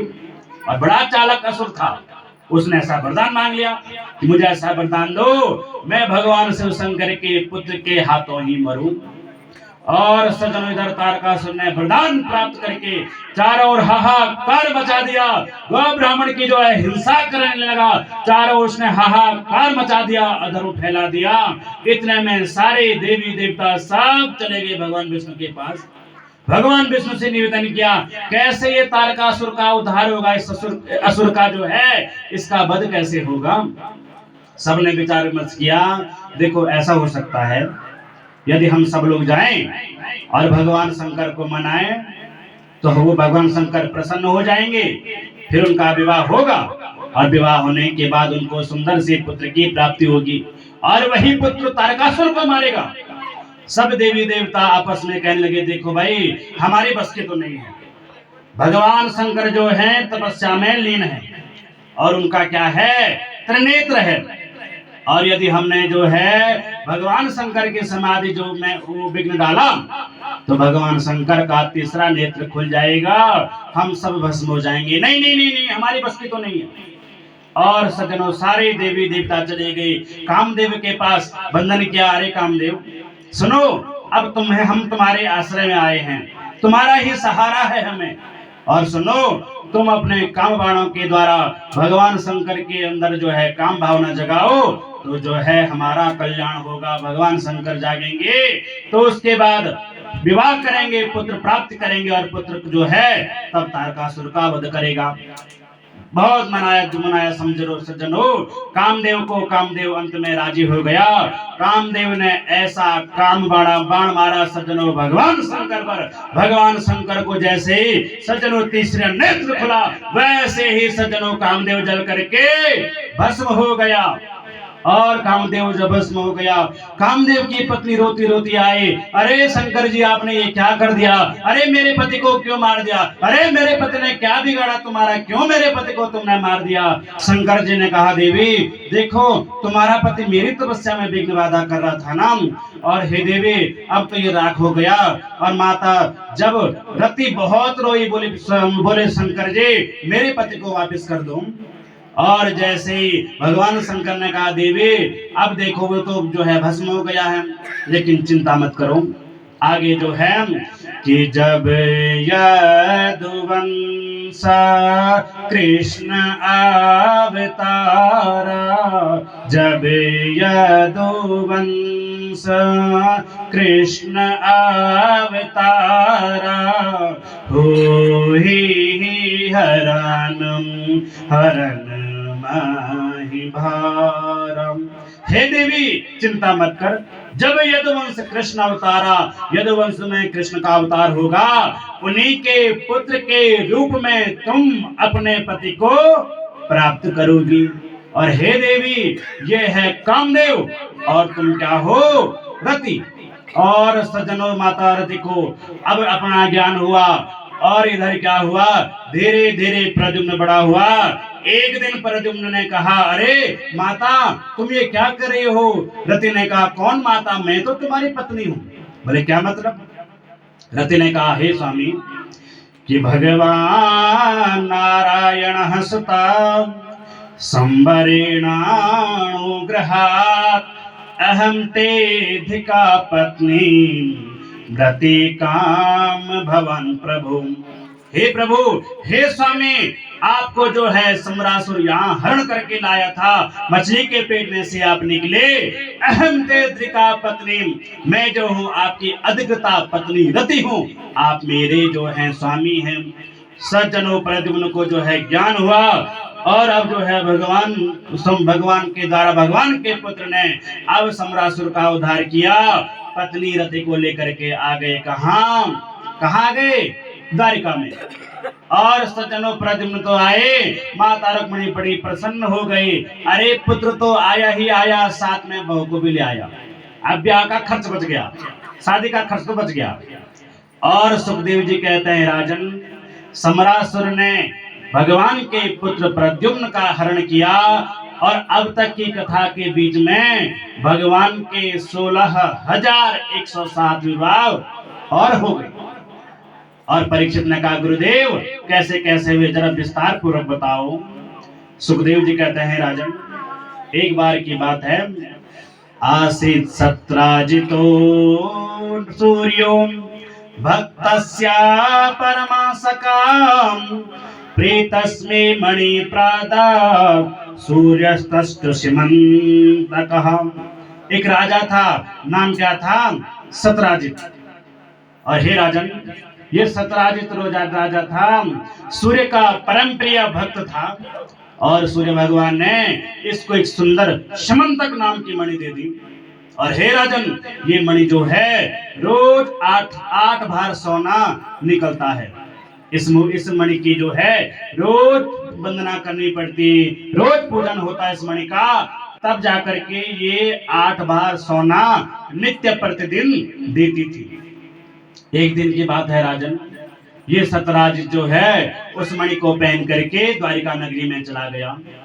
और द्वारिकाधीश के जब दरबार में पहुंचा ये सतराजित नाम का राजा मणि को पहन करके, दूर से ऐसा लग रहा जैसे द्वितीय इव भास्करः, दूसरा सूर्य सामने चमक रहा हो। और वो मणि चमक रही थी। जैसे जैसे सतराजित पास आया, द्वारिकाधीश को वंदन किया। द्वारिकाधीश ने कहा, अरे सतराजित, कितनी सुंदर मणि है ये, अरे किसने दी तुम्हें? और सज्जनों, सतराजित ने कहा, मेरा मित्र है कौन? सूर्य। और सूर्य ने मुझे ये मणि दी। भगवान ने कहा, अरे सतराजित सुनो, एक काम क्यों नहीं कर देते? इस मणि को तुम जो है हमारे राजघराने में छोड़ दो, राजकोष में इसको जमा करा दो। अरे ये मणि आ रहेगी, रोज 8 बार सोना देगी, इससे जो है समाज का कल्याण होगा, साधु सन्यासियों को जो है भोजन की व्यवस्था होगी, इससे अनेक कार्य होंगे। काम करो, इस मणि को तुम यहाँ जमा कर दो। और सज्जनों, सतराजित ने मणि नहीं दी, वापस आ गया। पत्नी से कहा, देवी, द्वारिकाधीश मणि मांग रहा था, मैंने नहीं दी। पत्नी ने कहा, अरे स्वामी, बहुत अच्छा किया तुमने, क्यों दे किसी को मणि? हम क्यों दे किसी को मणि? हम अपनी मणि क्यों देते? नहीं देते हम। और सज्जनों, क्या हुआ? समय व्यतीत हुआ। एक दिन सतराजित का भाई प्रसेन इस मणि को लेकर के वन में चला गया। और वन में चला गया, शेर ने प्रसेन के गले में मणि देखी जो चमक रही थी, शेर ने प्रसेन को मार दिया और शेर ने मणि ले ली। शेर आगे जा रहा था, इतने में एक जामवंत ऋछराज आ गया। और ऋछराज ने शेर के पास मणि देखी, बहुत चमक रही है। और सज्जनों, ऋछराज ने शेर को मार दिया। और जामवंत की पुत्री जामवंती, और जामवंत ने वो मणि अपनी पुत्री को खेलने के लिए दे दी। इधर जो है द्वारिका में सब और जो है हाहाकार मच गया। अरे प्रसेन जो है, सतराजित ने कहा, मेरा भाई प्रसेन जंगल में चला गया कि द्वारिका नगरी में चला गया, कहाँ चला गया कोई पता नहीं, उसके पास मणि भी तो है। अब वो मणि पता नहीं कहाँ चले गई, या सतराजित वो प्रसेन भी पता नहीं कहाँ चला गया, घर ही नहीं आया। और सज्जनों, क्या हुआ? सतराजित ने अपनी पत्नी से कहा, देवी, तुम्हें याद है एक दिन मैं वहां गया था द्वारिकाधीश के पास, और द्वारिकाधीश मणि मांग रहे थे, मैंने मणि नहीं दी। अब हो न हो वही द्वारिकाधीश ने मेरे भाई प्रसेन को मार दिया होगा और मणि ले ली होगी। और सज्जनों, द्वारी ने अपनी सहेली को पास छुरी लगा दी। अब उसने उसके पास बात कर दी, उसने उसके पास बात कर दी। और बातों ही बातों में सज्जनों, करणे करणे जपन जनः, कानों ही कानों में बात कहां तक आ गई? रुक्मणी के पास। और रुक्मणी चिल्लाती हुई गई, हे भगवान, मैं क्या सुन रही हूँ, हे प्रभु, मैं क्या सुन रही हूँ, तुम पे कलंक लग गया। लोग बोल रहे हैं कि बाहर क्या बोल रहे हैं द्वारिका में, सारे लोग ये बोल रहे हैं कि सतराजित का भाई प्रसेन को जो है मार दिया, उसकी मणि ले ली, लोग तुम्हारे लिए ऐसा कह रहे हैं। और सब बाहर जो है सब हड़कंप मच गया। भगवान ने कहा, हे प्रभु, कि मैंने क्या किया? मैंने ना तो प्रसेन कौन है भाई, वो प्रसेन कौन? सतराजित का भाई। अरे परसों वो सतराजित मेरे यहाँ दरबार में आया था, मैंने उसको खाली ये तो बोला कि ये मणि यहाँ जमा कर दो, मैंने थोड़ी बोला कि तू यहाँ तू भी ये रह ले। और वो प्रसेन सतराजित का भाई कौन हुआ? मैं तो उसको जानता भी नहीं हूँ। तुरंत गुरुजी के पास चले गए, गर्गाचार्य के पास। बोले, गुरुजी, ये मुझे ऐसा कलंक क्यों लग गया? क्यों मुझे ये कलंक लगा? मुझे चोरी का आरोप लग गया, मैंने तो चोरी भी नहीं की। गर्गाचार्य ने बोला, अरे कन्हैया, तुमने जरूर चौथ का चंदा देखा होगा, क्योंकि सज्जनों, चौथ का चंदा देखने से कलंक लग जाता है। भगवान सारे द्वारिका वासियों के साथ कुछ सेना लेकर के और सीधे चले गए कहाँ? शमंतक मणि की खोज में, वन की ओर। जैसे चले गए, उन्होंने क्या देखा? बीच में प्रसेन मरा हुआ है। और वहां पे जो है प्रसन्न के पास मणि है ही नहीं, और वहां पे शेर के पंजों के निशान।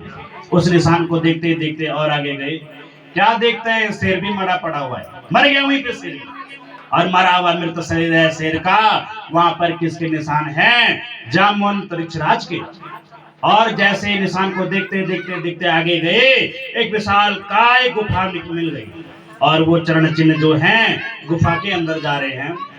और सज्जनों, भगवान ने द्वारिकाधीश भगवान ने सभी मित्रों, सभी जो है सब सैनिकों से कहा, तुम ये पे ठहरो, मैं अंदर जाकर के देखता हूँ। और सज्जनों, भगवान अंदर गए, द्वारिकाधीश जैसे भगवान अंदर गए, द्वारिका वासियों को गुफा के द्वार पर ही रोक दिया। अंदर जाकर के क्या देखते हैं, छोटी सी ऋक्षराज की पुत्री मणि से खेल रही है। और जैसे ही भगवान अंदर गए, छोटी सी कन्या जामवंती चिल्लाई, पिताजी कोई आ गया। जैसे सज्जनों जामवंत बाहर आया, अरे कौन है जामवंत, और सज्जनों बीच में जामवंत और भगवान द्वारिकाधीश का युद्ध हुआ, बड़ा भीषण युद्ध हुआ। और ये युद्ध सज्जनों 27-28 दिन तक ये युद्ध चला, और अंत में सज्जनों जामवंत की नस नस डेली हो गई। कहने लगे, हे प्रभु मैं आपको समझ गया, आप मेरे राम हो। मेरे राम क्या मतलब, सज्जनों एक बार की बात है, जब जो है भगवान श्री राम ने आतताई रावण पर विजय प्राप्त की, भगवान अयोध्या लौटे, भगवान का राज्याभिषेक हुआ, और सभी लोगों ने वंदन किया, प्रणाम किया।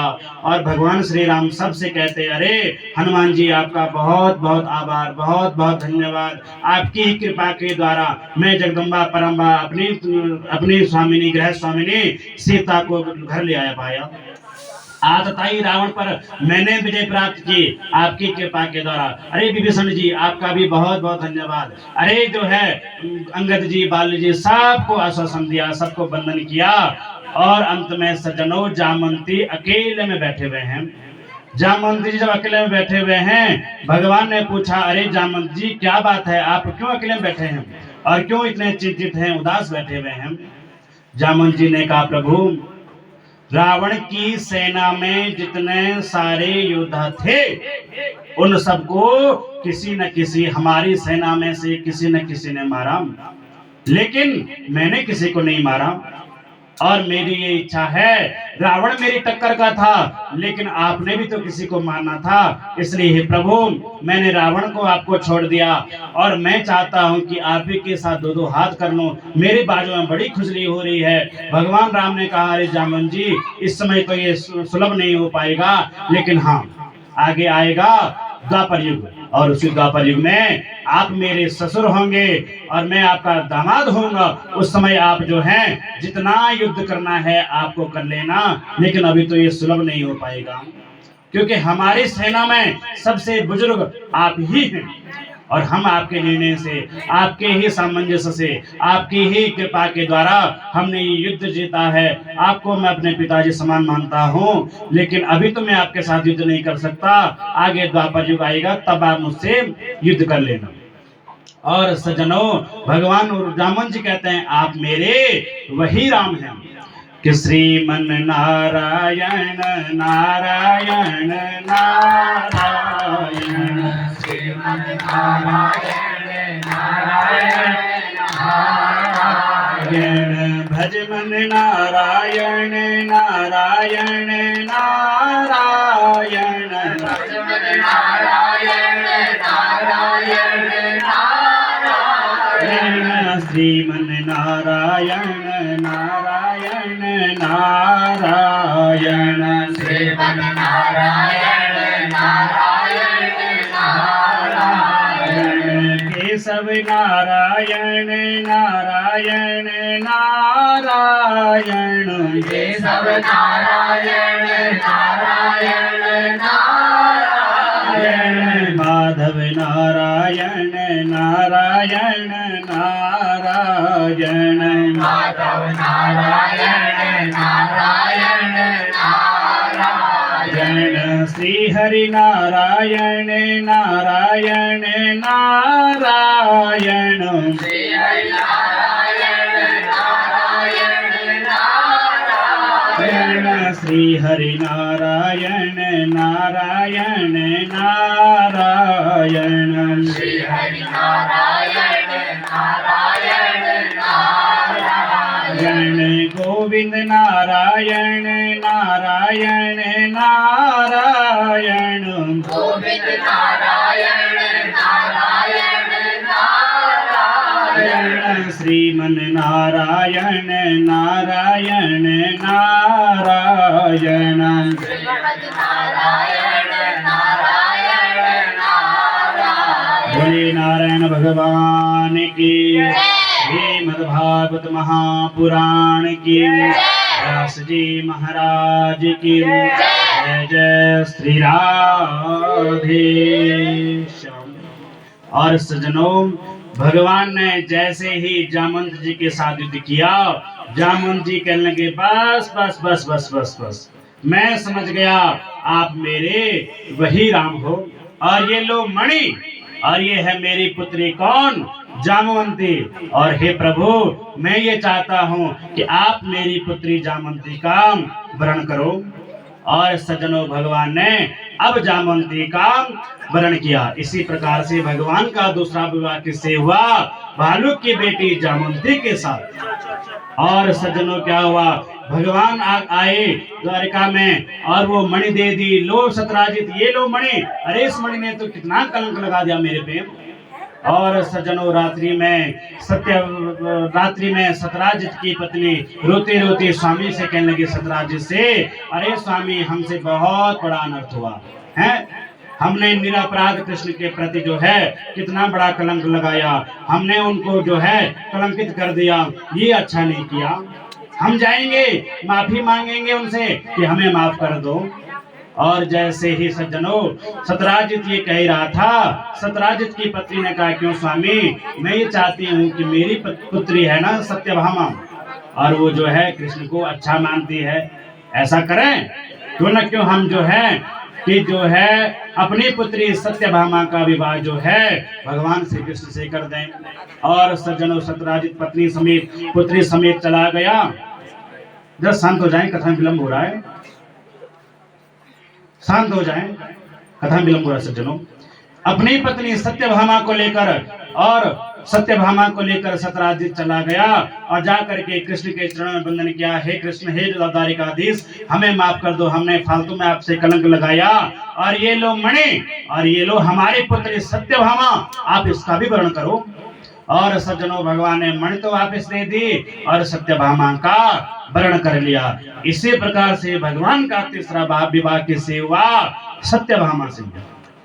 और सज्जनों, इसके बाद एक दिन की बात है, भगवान जो है रथ में आरूढ़ होकर के अर्जुन के साथ कहीं भ्रमण के लिए जा रहे थे। उन्होंने क्या देखा? यमुना नदी में एक युवा स्त्री कोई जो है सूर्यार्घ दे रही है। और भगवान ने अर्जुन से कहा, अर्जुन जाओ जरा देख करके आओ, वो स्त्री क्या कर रही है वहां पर, क्यों क्या कर रही है वहां पे अकेली। और सज्जनों, अर्जुन जो है चले गए, और जैसे गए उन्होंने देखा, अरे देवी, तुम कौन हो? और उस देवी ने उत्तर दिया कि अहम देवस्य सवितुर हितापतिमिच्छति विष्णुवरेण्यं वरदं तपः परम दास्तितम। हे अर्जुन, मैं यमराज की बहन यमुना हूँ, सूर्य की पुत्री यमराज की बहन यमुना हूँ, मैं कालिंदी हूँ, और विष्णु वरेण्यम तपः, मैं भगवान विष्णु का वर्ण करने के लिए यहाँ पर तप कर रही हूँ। और अर्जुन ने कहा, अरे देवी, वो सामने रथ में बैठे हैं ना, वही तो विष्णु भगवान हैं, वही तो कृष्ण हैं, तुम उनका वर्ण करो। और सज्जनों, भगवान ने इस प्रकार से भगवान का चौथा विवाह किससे हुआ? कालिंदी से, यमुना से। और सज्जनों, वृंद अरविंद की इकलौती बहन कौन थी? मित्रवृंदा। भगवान का पांचवा विवाह किससे हुआ? मित्रवृंदा के साथ। और भगवान का छठा विवाह नागजति के साथ हुआ। और भगवान का सातवां विवाह लक्ष्मणा के साथ हुआ, और आठवां विवाह तो रुक्मिणी के साथ हो गया था। और सज्जनों, सुखदेव जी कहते हैं, राजन, एक बार की बात है, एक भौमासुर नाम का राजा था, और भूमि से उत्पन्न हुआ था, इसलिए नाम क्या पड़ गया? भौमासुर। और इस सब ने जो हाहाकार मचा दिया, सब राजाओं को परास्त कर दिया। और जो है इंद्रेण क्षतिहत्रेणम हतकुण्डलवाधुनां धृतामादिरास्तैनां ज्ञापितो भौमचेष्टिताम्। वरुण का जो है छत्र ले लिया, माता अदिति के कुंडल इसने ले लिए, चारों ओर हाहाकार मचा दिया और इस प्रकार से जब उत्पात मचा दिया, सभी लोग चले गए सज्जनों भगवान विष्णु के पास। भगवान विष्णु ने निवेदन किया, अरे इसका एक ही उपाय है, इसका नाम क्या है? भौमासुर। और ये तब मरेगा कब? इसने एक वरदान प्राप्त किया था, जब तक इसकी माता भूमि ये न बोले इसको मार दो, तब तक ये नहीं मरेगा। और सज्जनों इधर जो सत्यभामा थी वही जो है भूमि का रूप लेकर के आए, भगवान सत्यभामा के साथ गए और इस प्रकार से भगवान ने भौमासुर का भी उद्धार कर दिया। और भौमासुर के कारागार में 16,100 राजकुमारियों को जो बंदी बनाया था उसने, उन राजकुमारियों को भी भगवान ने वहां से छुड़ा लिया। और सज्जनों अब ये राजकुमारियां कहाँ जाएं? हाथ जोड़ करके भगवान के चरणों में वंदन किया, हे प्रभु हम कहाँ जाएं? बहुत समय हो गया, कई वर्ष व्यतीत हो गए, हमें ये भौमासुर हरण करके लाया था, हमें यहाँ कारागार में डाल दिया। हे प्रभु अब हम कहाँ जाएं? अपने घर भी नहीं जा सकते हैं, हमें कौन अपनाएगा, कौन हमें अपना मानेगा? हे प्रभु हम क्या करें? भगवान को दया आ गई। भगवान ने सज्जनों इसी प्रकार से 16,100 जो राजकुमारी थे उन सबसे भगवान ने विवाह किया। और भगवान की कितनी रानियां हो गई? 16,108 रानियां हो गई सज्जनों। सुखदेव जी कहते हैं, राजन हमारे पास जो है वेद में है 3 कांड, उपासना कांड, कर्म कांड और ज्ञान कांड। और हे राजन ज्ञान कांड में है 4,000 मंत्र, और हे राजन कर्म कांड में है 80,000 और उपासना कांड में है 16,000। और हे राजन उपासना कांड के जो 16,000 मंत्र हैं वही जो हैं भगवान की रानियां बन करके आई। और जो 8 पटरानियां हैं ना, जानते हो कौन है? भूमिरापो नलो वायु खम मनो बुद्धिरेव च अहंकार इति यम्मे भिन्ना प्रकृति अष्टधाम। 8 प्रकार की प्रकृति है राजन, भूमि, जल, वायु, आकाश, मन, बुद्धि और अहंकार। और ये सभी भगवान के 8 रानियां हैं। और भगवान की प्रत्येक रानियों से राजन 10-10 पुत्र और 1-1 पुत्री हुई। इसके बाद प्रद्युम्न का विवाह हुआ, और प्रद्युम्न का विवाह हुआ और सुंदर सा प्रद्युम्न का पुत्र कौन है? अनिरुद्ध। और अनिरुद्ध का विवाह सज्जनों बाणासुर की पुत्री उषा से हुआ। और हे राजन एक दिन की बात है, भगवान अपने पुत्र को सुंदर शिक्षा दीक्षा देते, भगवान के पुत्र एक दिन वन में गए। उन्होंने क्या देखा? एकदोपवनम राजन जगमुरिया कुमारकम विहरतो सांब प्रद्युम्नम चारुभानु गदा जयम। एक दिन भगवान के पुत्रों को प्यास लगी, कुएं के पास गए। कुएं में क्या देखा? जल तो वहां है नहीं, एक अजीब विचित्र प्राणी पड़ा हुआ है। दौड़ते दौड़ते भगवान के पास गए। भगवान ने जैसे सुना कुएं में तो कौन पड़ा हुआ है? अजीब प्राणी। और जैसे भगवान आए, भगवान ने देखा, अरे ये तो गिरगिट है, ये यहाँ क्या कर रहा है? भगवान ने जैसे उस पे स्पर्श किया, वो तो तुरंत एक देवदूत बन गया सज्जनों। हाथ जोड़ करके प्रणाम करने लगा। भगवान ने कहा, तुम कौन हो? और सज्जनों देवदूत ने कहा, मृगो नाम नरेंद्रोहा मिच्छाकु तनय प्रभु दानिस्वाय मानेसु यदि ते कर्ण प्रसभम। हे प्रभु आपने दानियों में राजा बलि का नाम सुना होगा, दानवीर कर्ण का नाम सुना होगा, तो मेरा नाम भी आपने जरूर सुना होगा। मैं इच्छाकु का पुत्र नरग हूँ। और हे प्रभु मुझसे बहुत बड़ी गलती हो गई। मैंने जो है गायें दान में देता, प्रत्येक ब्राह्मण को मैं दान में देता। एक दिन की बात है प्रभु, मैंने एक ब्राह्मण को गाय दान में दी और 2 दिन बाद जो है वही गाय जो है घूमते घूमते मेरी गायों में मिल गई। और मैंने क्या किया, दूसरे दिन वही गाय उस ब्राह्मण को, दूसरे ब्राह्मण को दान में दे दी। अब वो ब्राह्मण अपनी गाय लेकर के घर जा रहे थे और जो जिनको पहले गाय दे चुके थे वो ब्राह्मण अपनी गाय को ढूंढते ढूंढते आ रहे थे। और उन्होंने देखा ये ब्राह्मण देवता गाय को ले जा रहे हैं। उन्होंने कहा, अरे ब्राह्मण देवता ये गाय मेरी है। बोले नहीं नहीं, ये गाय मेरी है क्योंकि मुझे राजा ने दान में दी, अभी मैं लेकर आ रहा हूँ। बोले नहीं नहीं, राजा ने मुझे यही गाय कल दान में दे दी थी, आज नहीं। और दोनों ने जब में करने लगे, दोनों चले गए राजा नृग के पास। राजा नृग से कहा, ये गाय मेरी है। दूसरा कह रहा ये गाय मेरी है। अब हे प्रभु, मैं कभी दूसरे पंडित जी की तरफ हाँ हाँ ठीक बोल रहे आप, हाँ हाँ आप भी ठीक बोल रहे हो, और मैं जब हाँ हाँ करता, मैंने उनका जो है समाधान नहीं कर पाया। दोनों ब्राह्मणों ने मुझे श्राप दिया, अरे मूर्ख राजा नृग, तुम जो है समाज का कल्याण करने के लिए राजा बने हो और तुम जो है तुमने हमें गाय दान में दी, इनको भी दान में दी, वही गाय तुम न्याय करने में असमर्थ रहे। जाओ, तुम जो है कभी इधर जाते हो कभी उधर जाते हो, रंग बदलते हो, मैं तुम्हें श्राप देता हूँ, तुम जाकर के गिरगिट बन जाओ।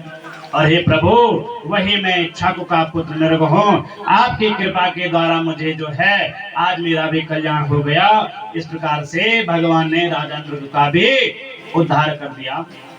और सुखदेव जी कहते हैं, राजन, एक बार की बात है, नारद जी ने सोचा, अरे भगवान के अब 16,108 विवाह हो गए हैं, पुत्र हो गए, पौत्र हो गए, मुझे जरा देखने जाना चाहिए। नारद जी आए द्वारिका में। भगवान ने नारद जी को अनेक नए कक्ष में अनेक पत्नियों के साथ दर्शन कराया। और उस समय सज्जनों नारद जी के साथ विचार विमर्श कर रहे थे।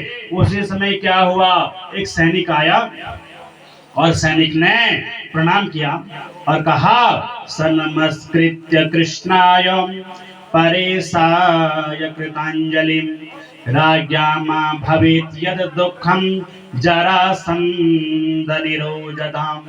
हे प्रभु, एक जरासंध नाम का राक्षस है और उसने 20,000 राजाओं को बंदी बना के रखा हुआ है।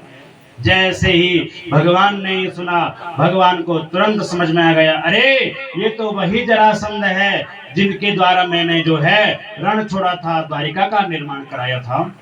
और सज्जनों, भगवान अर्जुन और भीम के साथ चले गए और जरासंध दान देता था, यज्ञ करता था। भीम और अर्जुन भगवान भेष बदल करके चले गए और भगवान जो चले गए साधु के भेष में।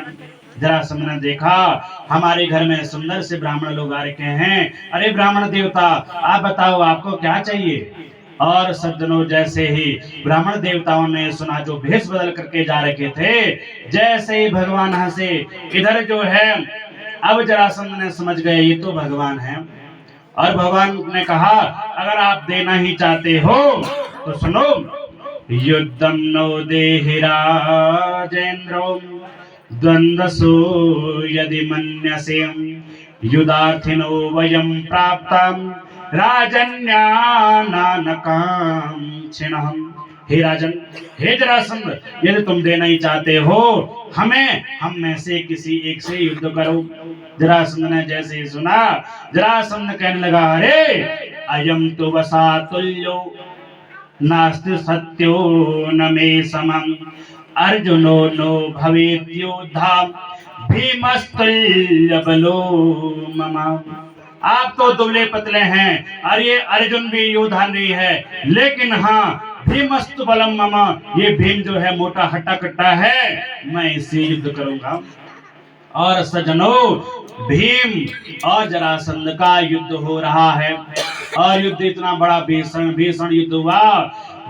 युद्ध हुआ सज्जनों। जरासंध ने भीम को मार मार करके हालत खराब कर दी और भगवान और अर्जुन दूर से देख रहे हैं और जो है भीम का चेहरा लाल पड़ गया, जगह जगह जो है रक्त निकल रहा है। भीम दौड़ दौड़ करके भगवान के पास गया, अरे तुमने तो मुझे फंसा दिया, अपने आप को दूर से देख रहे हैं, मैं यहाँ युद्ध कर रहा हूँ।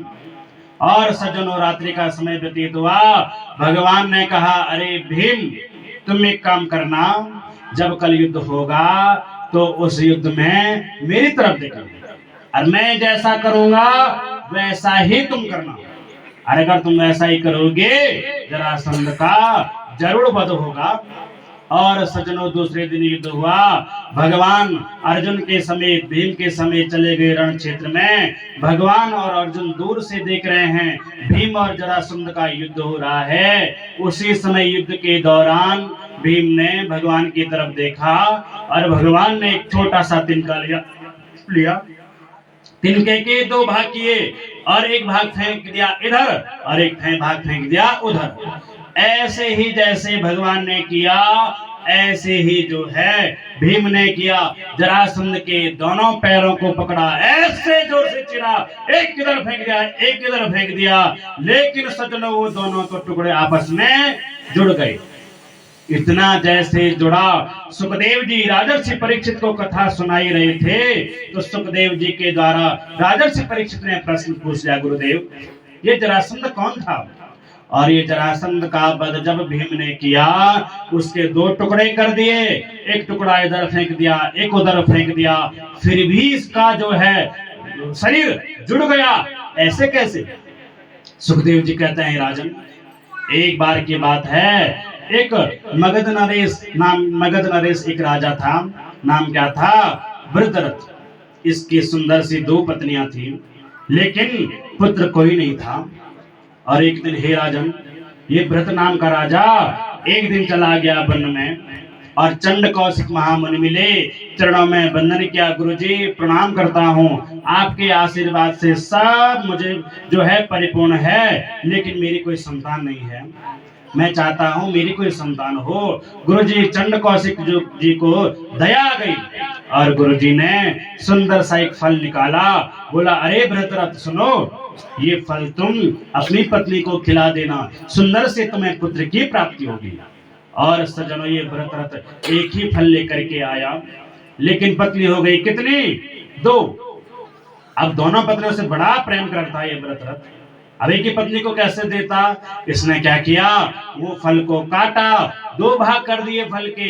एक फल जो है, एक टुकड़ा जो है एक पत्नी को खिला दिया, एक टुकड़ा एक पत्नी को खिला दिया, क्योंकि बड़ी का भी पुत्र होना चाहिए, छोटी को भी पुत्र होना चाहिए, नहीं तो इनका भेदभाव हो जाएगा।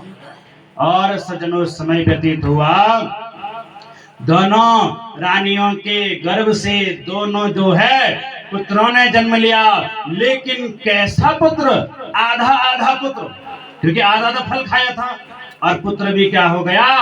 आधा आधा। दोनों पतियों ने जैसे देखा, अरे ये कैसा विचित्र बालक हमारे घर में उत्पन्न हुआ है, दोनों हड़बड़ाए और दोनों ने उस दोनों टुकड़ों को कहाँ फेंक दिया? वन में फेंक दिया दोनों टुकड़ों को। विचित्र बालक थे ना, आधे आधे टुकड़े। अब ये तो बड़ा विचित्र है, ये कैसे बालक है? और दूर जो है वन में फेंक दिया। और सज्जनों, उसी वन में एक जरा नाम की राक्षसी रहती थी, और वो राक्षसी जैसे मानव का मांस खाती थी, और जैसे वन में घूम रही थी उसने दूर से क्या देखा? दो टुकड़े पड़े हुए मानव के, और जैसे पास में आया उसने क्या देखा? दो टुकड़े हैं, एक टुकड़े को उठाया, अरे ऐसा कैसा विचित्र है ये बालक, दूसरे को भी उठाया, ये कैसा विचित्र बालक है, और पास में ले जाकर के जैसे देखा तो वो दोनों क्या हुआ? आपस में जुड़ गए, और जुड़ गए सज्जनों, एक साबुत बालक बन गया। जरा नाम की राक्षसी के द्वारा इस बालक की संधि हुई, जरा के द्वारा संधि हुई, इसलिए नाम क्या पड़ गया? जरासंध। तो यही वही जरासंध था, वृत्रथ नाम के राजा के पत्नियों के गर्भ से ये उत्पन्न हुआ था। और सज्जनों, इसका और भीम का युद्ध हो रहा था। दूसरे दिन की बात है, अब आज भी जब जो है फिर जुड़ गया, इतने दौड़ते दौड़ते जो है भीम चला गया, प्रभु आपने वैसा ही किया, मैंने भी वैसे ही किया, फिर भी जुड़ गया। भगवान ने कहा, भीम जैसे मैंने किया वैसे तुमने किया ही नहीं, जब तुम कल फिर युद्ध करोगे मेरे पास आना, मैं तुम्हें बताऊंगा तुम क्या करना है।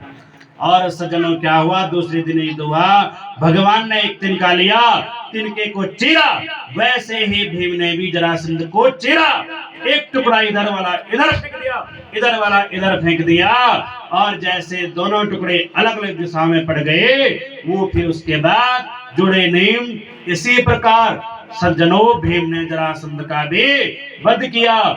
अब सुखदेव जी कहते हैं राजन, ये वही भीम है तुम्हारे दादा। और हे राजन, तुम्हारे दादा भीम ने जरासंध को मारा और उस जरासंध का मुकुट लेकर के घर आए। और हे राजन, वही मुकुट पहन करके आज से 7 दिन पहले तुम वन में गए और समीक मुनि के पुत्र श्रृंगी ने तुम्हें श्राप दिया। क्यों? क्योंकि तुम ये मुकुट पहन करके गए थे, तुम्हारे बाबा ने अन्याय से ये मुकुट लिया था। इसलिए हे राजन, तुम्हें अन्यायोपार्जितम द्रव्यम 10 वर्षेण तिष्ठति, प्राप्ते 11 वर्षे समूलम तद विनश्यति।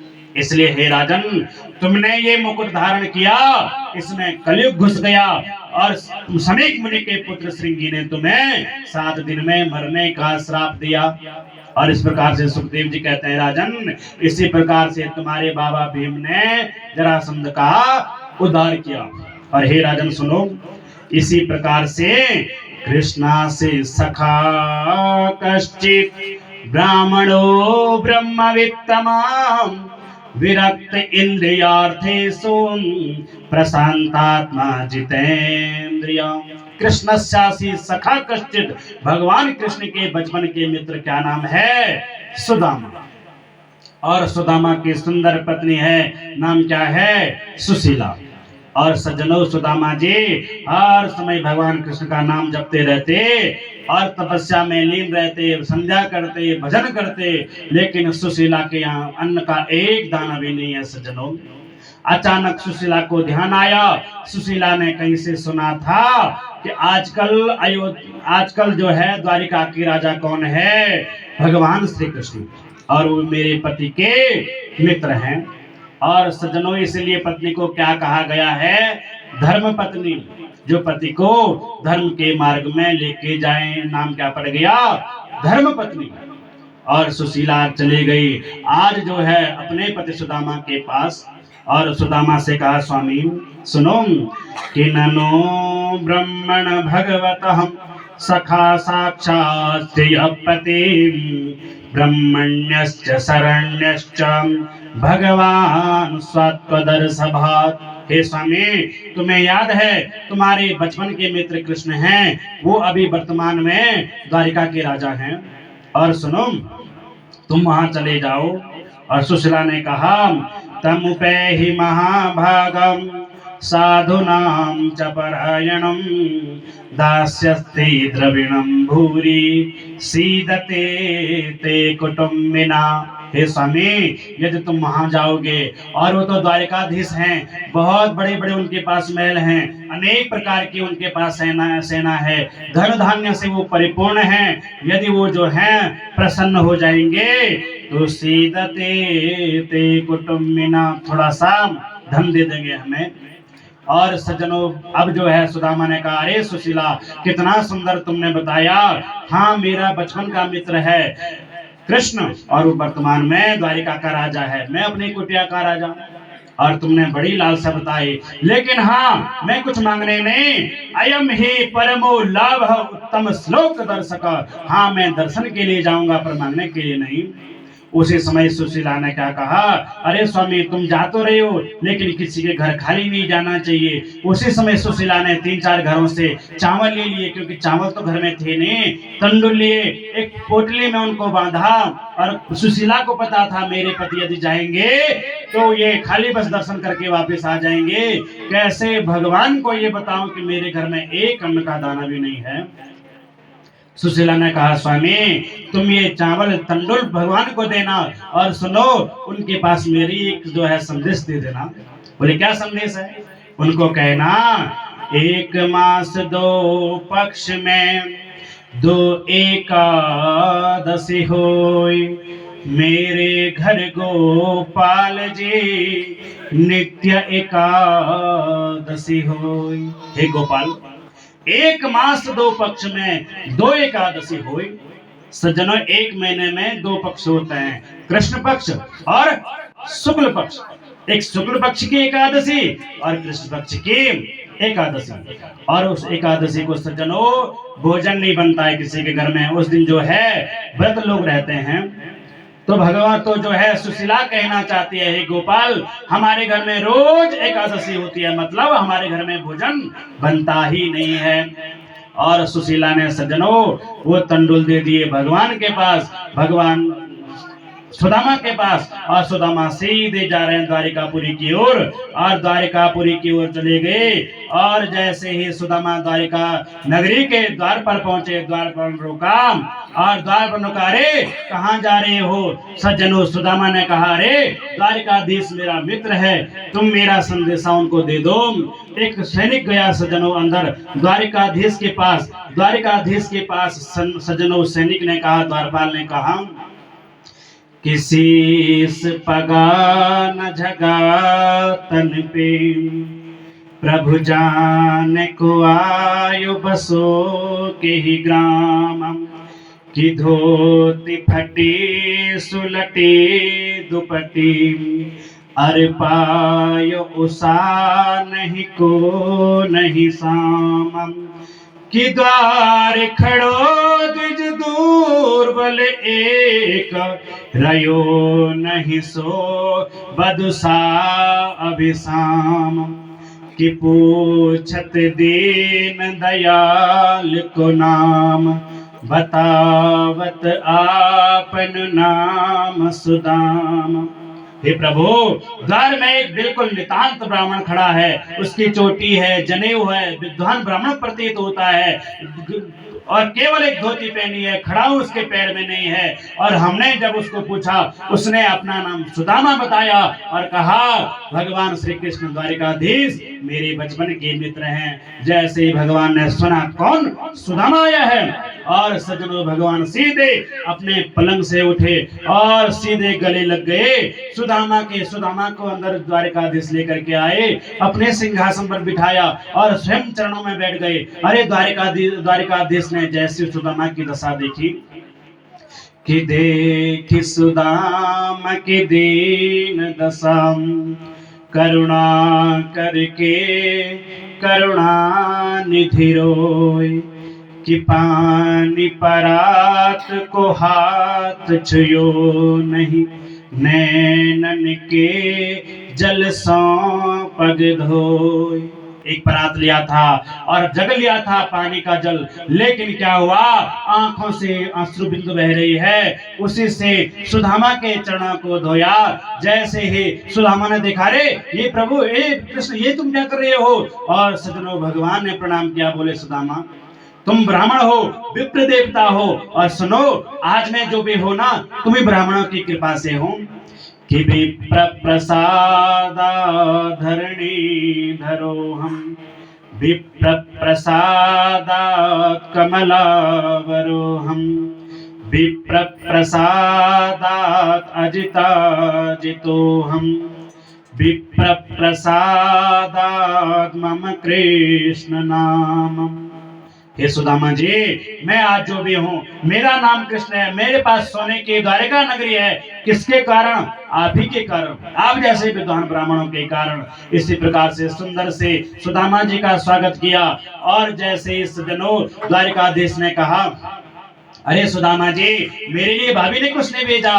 बोले हाँ भेजा है, ये चावल हैं और एक संदेशा भेजा है। बोले क्या? तेरी भाभी ने कहा है एक मास दो पक्ष में दो एकादशी हुई, लेकिन मेरे घर गोपाल जी नित्य एकादशी हुई। भगवान ने वो चावल ग्रहण किए सज्जनों, पूरा अतल वितल सुतल तलातल रसातल पाताल 14 भुवन जो है, 7 लोग नीचे के भू भुव स्व जन तब 7 लोग ऊपर के जो है सुदामा के नाम कर दिया। और कहने लगे हे भाभी जो हो गई सो हो गई, अब न ऐसी हुई, तेरे घर महल में भाभी नित्य द्वादशी हुई। हे भाभी अब जो हो गई सो हो गई, चिंता मत कर, जो एकादशी होनी थी हो गई, अब तो हमेशा द्वादशी होगी, हमेशा भोजन बनेगा तुम्हारे यहाँ। तुरंत भगवान ने सज्जनों विश्वकर्मा को बुलाया, सुदामापुरी का निर्माण कराया और सुशीला को सुंदर सी सुदामापुरी की नारी बना दिया। कुछ दिन सजनों भगवान जो है भगवान के यहाँ सुदामा रहे, वापिस आए तो देखते हैं क्या, जहाँ सुदामा के कुटिया थी वहां तो बड़े बड़े कंचन महल खड़े हैं सज्जनों। इसी प्रकार से सुखदेव जी कहते हैं राजन, अथ कदा द्वारवत्याम बसतो कृष्ण रामयो सूर्यो परागः सुमनासीत कल्पक्षये यथा। हे राजन, अब सूर्य ग्रहण के उपलक्ष्य में वसुदेव जी ने सुंदर सा एक यज्ञ का निर्माण कराया, राष्ट्रीय यज्ञ का निर्माण, उसमें सबको निवेदन दिया। और हे राजन, उसमें गोकुलवासी, ब्रजवासी, मथुरावासी सब लोग आ रहे हैं। और आज हे राजन, आज राधा रानी भी आ रही है। अब जो है भगवान और राधा रानी का 100 वर्षों का वियोग पूर्ण हो रहा है। और हे राजन, राधा ने जैसे आए, राधा ने कृष्ण को देखा, बड़े चरणों में वंदन किया और सीधे चली गई निकुंज वन में और वाटिका में चली गई। और राधा ने कहा, अरे सहेलियों, अरे विलिता, ललिता, विशाखा, अब मुझे शयन करने दो। मैं 100 वर्षों से सोई नहीं हूँ। 100 वर्षों का मेरा और कृष्ण का वियोग हो गया था। आज मैंने जी भर के कृष्ण को देखा, अब मुझे तुम शयन करने दो, मुझे मत उठाना। और सजनों, वहीं पर एक बदगर का पेड़ था, उसी पेड़ के नीचे ललिता विशाखा द्वारपाल बनी हुई है, माता राधा वहीं पर बैठी हुई है सज्जनों, और अब सोने की तैयारी कर रही है। इधर जैसे रुक्मणी को पता चला क्या राधा आई है। और सज्जनों, क्या होता था, भगवान जब रात्रि को सोते थे, कभी कभी बीच बीच में राधा का नाम लेते थे। रुक्मणी को संदेश था, ये राधा कौन है। भगवान ने बताया था, हे देवी, राधा गोकुल में रहती थी, वृंदावन में रहती थी, मेरी गोपिका थी, मैं बहुत प्रेम करता था राधा से। और क्या हुआ, आज वो राधा आ रही है। इतने में रुक्मणी चली गई कहाँ, सीधे जो है वाटिका में। भगवान ने कहा, अरे रुक्मणी सुनो, ये गर्म दूध का लोटा है, इसको लेकर के तुम जाओ। और वाटिका में ललिता विशाखा द्वारपाल बनी हुई है, उनको तुम निवेदन करना, वो तुम्हारा निवेदन स्वीकार करेंगे और तुम्हें अंदर जाने की शक्ति प्रदान करेंगे। तुम अंदर जाना, राधिका को दूध पिलाना। सज्जनों, क्या हुआ, माता रुक्मणी दूध का गर्म लोटा लेकर के गई, ललिता विशाखा से निवेदन किया, अंदर माता राधा से मिली, चरणों में वंदन किया, दूध का लोटा माता राधा को पिलाया। वापिस आई रुक्मणी जैसे भगवान के पास, और भगवान को क्या देखा, भगवान के चरणों में जो है सज्जनों फूंदी लगी हुई है, चरण जो है जल रखा है। इतने में माता रुक्मणी ने पूछा, प्रभु आपके चरणों में ये छाले कैसे। भगवान ने कहा, अरे रुक्मणी, राधा कोई और नहीं, मैं ही राधा हूँ और राधा ही मैं हूँ। जिस प्रकार से रुक्मणी दूध से दूध की सफेदी अलग और दूध को पानी अलग कोई नहीं कर सकता, जिस प्रकार से प्रकाश की ज्योति को अलग नहीं कर सकता कोई, इसी प्रकार से मुझे और राधा को कोई अलग नहीं कर सकता। मैं ही राधा हूँ, मैं ही कृष्ण हूँ। क्योंकि सज्जनों, भागवत में राधा का नाम कहीं नहीं आ रखा है। क्यों? क्योंकि भगवान को पता था, सुखदेव जी को आपने सुना था पहले दिन की कथा में, सुखदेव जी गोलोक धाम में राधा रानी के गोद में खेलते थे और सुखदेव की परम प्रिय माता कौन थी, राधा। और सुखदेव जी को पता था, यदि इसमें राधा शब्द आएगा तो मैं राधा का नाम सुनते ही समाधि ले लूंगा, कथा नहीं कह पाऊंगा, फिर मैं राजर्षि परीक्षित को क्या सुनाऊंगा। इसलिए सज्जनों, राधा का नाम नहीं है। जहां पर श्री सुख वाचा है, तो जो श्री है वही कौन है, राधा शब्द है, वही श्री राधा है, वही श्री क्या है, लक्ष्मी है। इसलिए श्री स्वरूप ही राधा है, राधा ही क्या है, श्री। और इसलिए श्री सुख वाचम, और सुख के आगे जो है माता राधा का नाम आता है, इसलिए राधा का नाम भागवत में नहीं है, राधा के नाम की जगह श्री है। और इस प्रकार से भगवान ने जब जो है राधा का भी मोह कराया, रुक्मणी के साथ में लेकर के गए। और उसी प्रकार से सुखदेव जी कहते हैं, हे राजन, एक बार की बात है, अब जो है सारे भगवान जो है सारे देवी देवता आ गए और भगवान श्री कृष्ण के पास वंदन करने लगे। प्रभु, आपने जो है अवतार लेने से पहले हमें बताया था कि मैं अपना कार्य पूर्ण करके मैं वापस आ जाऊंगा, लेकिन 125 वर्ष हो गए प्रभु, आपने लीला इतनी करी, 125 वर्ष पूर्ण होने को है और आप अभी तक जो है वापस नहीं आए। आप वापस कब आओगे, कब अपने धाम को पधारोगे? भगवान ने कहा, अरे देवताओं सुनो, ब्रह्मणानां वदन्यानां नित्यं वृद्धोपसेवितां विप्रशाप कथयामादां वृष्णीनां कृतचेतसः। हे देवताओं, अभी मेरा सबसे बड़े काम क्या है? यदुकुल का विनाश।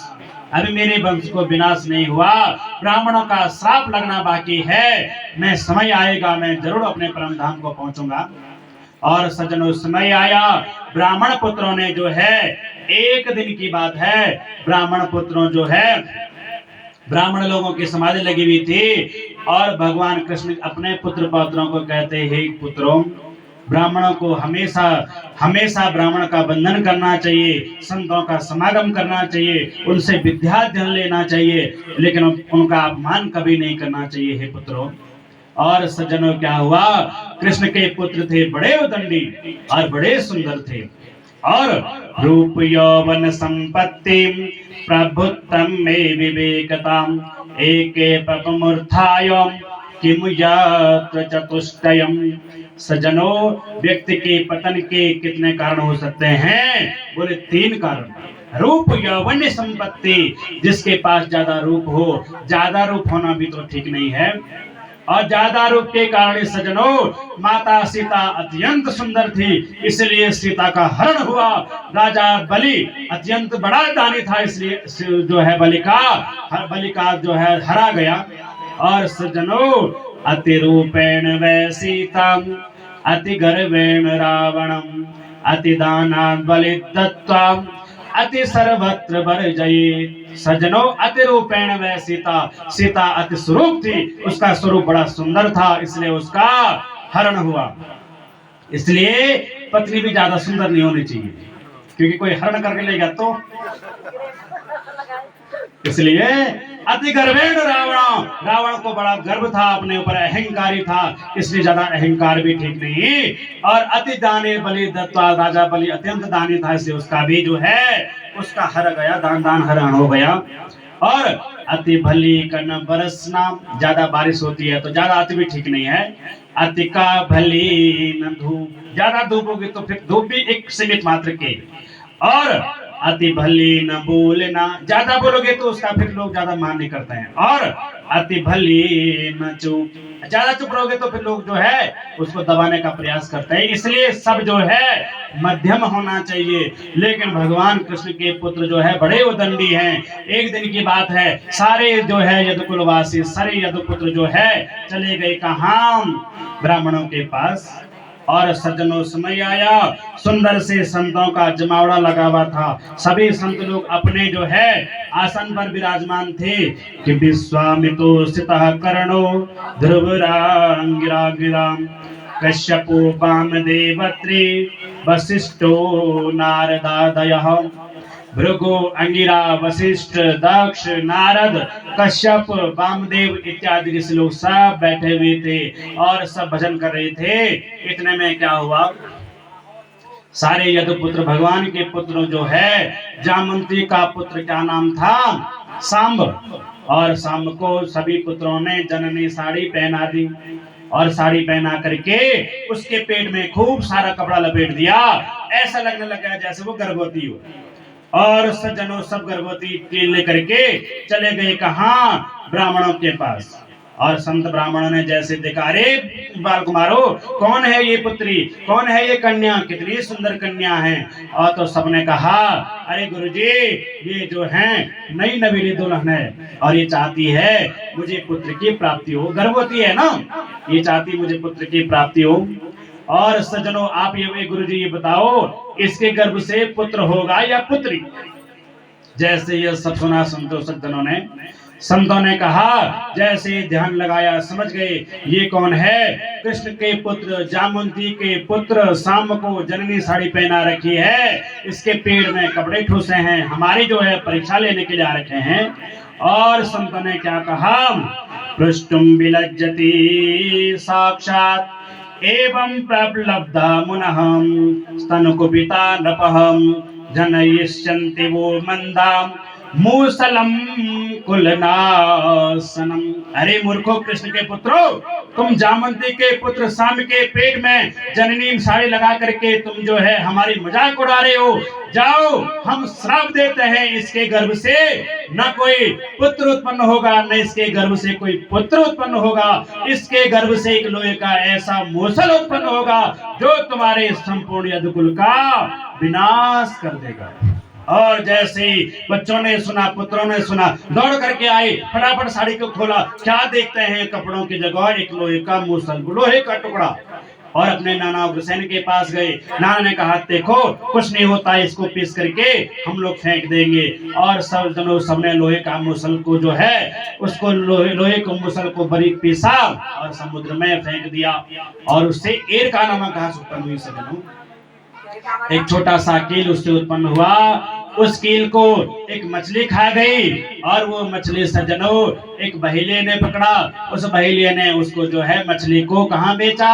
लोहार के पास। लोहार ने जैसे उस मछली को काटा, उसके पेट से लोहे का छोटा सा टुकड़ा देखा, सुंदर सा बाण बनाया, एक जरा नाम के व्याध को वो बेच दिया। और सज्जनों क्या हुआ कि जाको प्रभु दारुण दुख देने ताके मति पहले हर ले। सज्जनों, जिसकी जो है विनाश काले विपरीत बुद्धि, जब व्यक्ति का विनाश काल प्रारंभ आता है उसकी बुद्धि भी विकृत हो जाती है। सज्जनों, इधर जो है संतों का अपराध कर दिया सारे बाल गोपालों ने। और सज्जनों, इसी प्रकार से जैसे ही विनाश काले विपरीत बुद्धि, जब व्यक्ति का जीव का विनाश काल समय नजदीक आता है, बुद्धि भी विकृत हो जाती है, बुद्धि भी विनष्ट की ओर हो जाती है। सज्जनों, और सबने जो है संतों का अपराध कर दिया था। सारे यदुकुलवासी सब आपस में लड़ झगड़ करके मर गए। बल्लम फरसा इत्यादि से सब जब एक दूसरे को मार काटने लगे, कृष्ण बलराम दौड़ने बचाने दौड़े, लेकिन किसी ने नहीं सुनी। जब इतना भी नहीं हुआ, सारे यदुकुलवासियों ने वही एरका नाम की घास उगी थी, एरका घास नाम उखाड़े और एक दूसरे पे मारने लगे। उसके कारण सज्जनों, सारे 99 लाख योजन जो है 99 लाख संख्या थी सारे यदुवंशियों की, और सारे लड़ झगड़ करके मृत्यु को प्राप्त हो गए। भगवान ने भी जब ये सोचा ये मेरी नहीं मान रहे हैं, भगवान ने बलराम को आदेश दिया, अरे बलराम तुम जाओ क्षीर सागर में प्रवेश कर दो और तुम अपने परम धाम को जाओ। बलराम ने भगवान की आज्ञा पा करके शेष का रूप लिया और क्षीर सागर में प्रवेश करके अपने धाम को चले गए। बोले बलराम जी महाराज की। बलराम जी सज्जनों सीधे जो है क्षीर सागर में चले गए अपने धाम के लिए। इधर भगवान ने जब देखा कि ये सब यदुवंशी आपस में लड़ झगड़ करके मृत्यु को प्राप्त हो रहे हैं, भगवान ने सज्जनों पीपल के पेड़ के नीचे प्रवासा क्षेत्र में आ गए, दायां पैर बाएं पैर के ऊपर रखा। और इतने में क्या हुआ, एक जरा नाम का व्याध था जिसने लोहे का जो है तीर बनाया था, वह शिकार खेलने गया। उसने दूर से देखा भगवान के पैर को, उसको लगा कोई शेर कोई हिरण के जो है सिंह लटक रहे हैं। दूर से उसने बाण मारा और सज्जनों भगवान के चरणों पर वो बाण लगा। इतने में जैसे ही वो बहेलिया आया, उसने सोचा शिकार तो मृत्यु को प्राप्त हो गया होगा, और वो सन्मुख आया। उसने देखा, अरे प्रभु आपको ये कष्ट हो गया। हे प्रभु, अजानता मां कृदम भीम में नम भीम वा। हे प्रभु, अजानता में मुझसे ये बहुत बड़ा अपराध हो गया, मुझे नहीं पता था, मैंने आपको नहीं देखा, मैंने सोचा ये कोई हिरण का बच्चा होगा, कोई हिरण का सिंह होगा, मैंने अजानता में पाप किया, प्रभु मुझे माफ कर दो। भगवान ने कहा, सुनो, तुम्हारे पास ही मेरा कर्ज था, पूर्व जन्म में तुम बाली थे त्रेतायुग में, और मैंने तुम्हें छुप करके बाण मारा था, तुम बाली हो, और इस जन्म में तुमने मुझे छुप करके बाण मारा। अब तुम्हारा ये कार्य पूर्ण हुआ, अब तुम जो है स्वर्ग को पधारो। और सज्जनों इस प्रकार से भगवान ने उस बज्रा नाम के बहेलिए को स्वर्ग में पहुंचा दिया। अर्जुन आए, अर्जुन ने देखा, अरे प्रभु ये आपको क्या हो गया? अर्जुन ने जब जैसे देखा, हे प्रभु ये आपको किसने मारा? मेरे पास गांडीव धनुष है, जरा बताओ तो सही ये बाण आपको किसने मारा? भगवान ने कहा, अर्जुन ये मेरी इच्छा है, सुनो एक काम करो, तुम जो है सीधे द्वारिका चले जाओ, वहां मेरी रानियां हैं, पटरानियां हैं, उनको वृंदावन ले जाओ, वहां राधा रानी का उनको सानिध्य प्राप्त होगा। और सज्जनों भगवान की आज्ञा पर करके अर्जुन चला गया, रानियों को लेकर के आ रहा था, रास्ते में भील आ गए और भीलों ने सज्जनों गोपिकाओं को लूट लिया। वही अर्जुन, वही बाण भील लूटी गोपिका, जिस अर्जुन को इतना बड़ा अभिमान था गांडीव पर कि नाहम संकर्षणो ब्रह्मन् ब्रह्मण्ये कस्यैव च अहम वा अर्जुनो नामम गांडीवस्य वै धनु। बात बात में कहता था, अहम वा अर्जुनो नाम, मेरा नाम अर्जुन है, गांडीवस्य वै धनु, मेरे धनुष का नाम गांडीव है, बार बार कहता रहता था। और इसी प्रकार से आज वही अर्जुन जो है गांडीव को हाथ में लिए चला गया और गोपिकाओं को लेके वृंदावन जा रहा था, भीलों ने लूट लिया। सज्जनों भगवान स्वयं भील बन करके आए थे ये दिखाने के लिए कि अर्जुन तेरा धनुष गांडीव भी मेरे किसी काम का नहीं, मेरे आदेश के अनुसार तेरा गांडीव चलता है, यदि मैंने इशारा नहीं किया तो तेरा गांडीव भी विफल है। और सज्जनों इतने में क्या हुआ, दारुक सारथी आया, दारुक सारथी ने देखा, प्रभु ये आपको कहा क्या हो गया? भगवान ने दारुक से कहा, सुनो तुम जाओ द्वारिका, और क्योंकि जो है मेरे परम धाम गमन करने के बाद द्वारिका भी जो है समुद्र में डूब जाएगी, और तुम जा करके जाओ, चतुःपंचावशेषता 4-5 बचे होंगे, बाकी सब खत्म हो गए। और सज्जनों दारुक चला गया, और इस प्रकार से दारुक ने भी भगवान की वंदना की, प्रार्थना की, दारुक चला गया। इधर उद्धव ने जैसे सुना, उद्धव भी आए, हे प्रभु मैं क्या सुन रहा हूँ, आप जो है हमें छोड़ करके जा रहे हैं। भगवान ने कहा, मैं अपनी विभूतियों का वर्णन कराता हूँ, अनेक विभूतियों में हे उद्धव मैं यही हूँ, मैं कहीं नहीं जाता हूँ। भगवान लोगों का भगवान के प्रति विश्वास होता है तो मैं यही रहता हूँ, और लोग सोचते हैं कि भगवान नहीं है तो मैं उनकी नजर में नहीं रहता हूँ।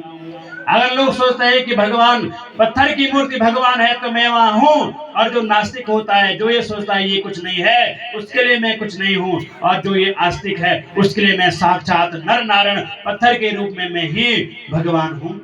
और हे उद्धव तुम जाओ, और तुम जा करके विदुर मिलेगा, विदुर को मेरा समाचार कहना। और हे उद्धव, और सज्जनों भगवान ने उद्धव को योग के बारे में बताया, विन्यास के बारे में बताया, और भगवान के दत्तात्रेय के 24 गुणों के बारे में बताया कि पृथ्वी वायुराकाशहं अपोग्नि चंद्रमा रवि कपोतो जगरः सिंधु पतंगो मधुकृत गजः।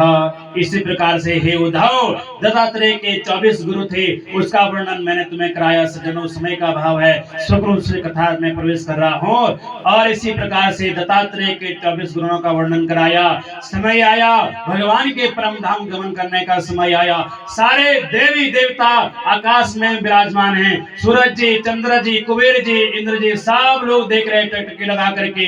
भगवान जो है, ब्रह्मा जी सोच रहे हैं भगवान जाते कहाँ हैं, इंद्र जी सोच रहे हैं भगवान जाते कहाँ हैं। और क्या हुआ सज्जनों, जब इतना देख ही रहे थे उसी समय भगवान के हृदय से एक छोटा सा सूक्ष्म सा तेज निकला, और वो तेज आसमान में उड़ करके और सीधे सज्जनों श्रीमद् भागवत में विलीन हो गया। बोलिए श्रीमद् भागवत महापुराण की, व्यास जी महाराज की, सुखदेव जी महाराज की। और सज्जनों सुखदेव जी कहते हैं, राजन तेनेयं वाङ्मयी मूर्ति प्रत्यक्षावर्तता हरे। हे राजन तेनेयं वाङ्मयी मूर्ति प्रत्यक्षावर्तते हरे। भगवान का साक्षात विग्रह स्वरूप ही कौन है? श्रीमद् भागवत एक एक मंत्र में भगवान का वास है। इसी प्रकार से सज्जनों आज की कथा का यही परिविराम।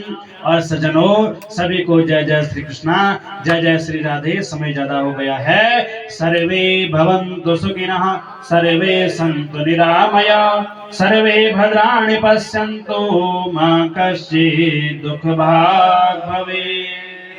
हयं चन्द्रमां हनसो जातचक्षुः सूर्य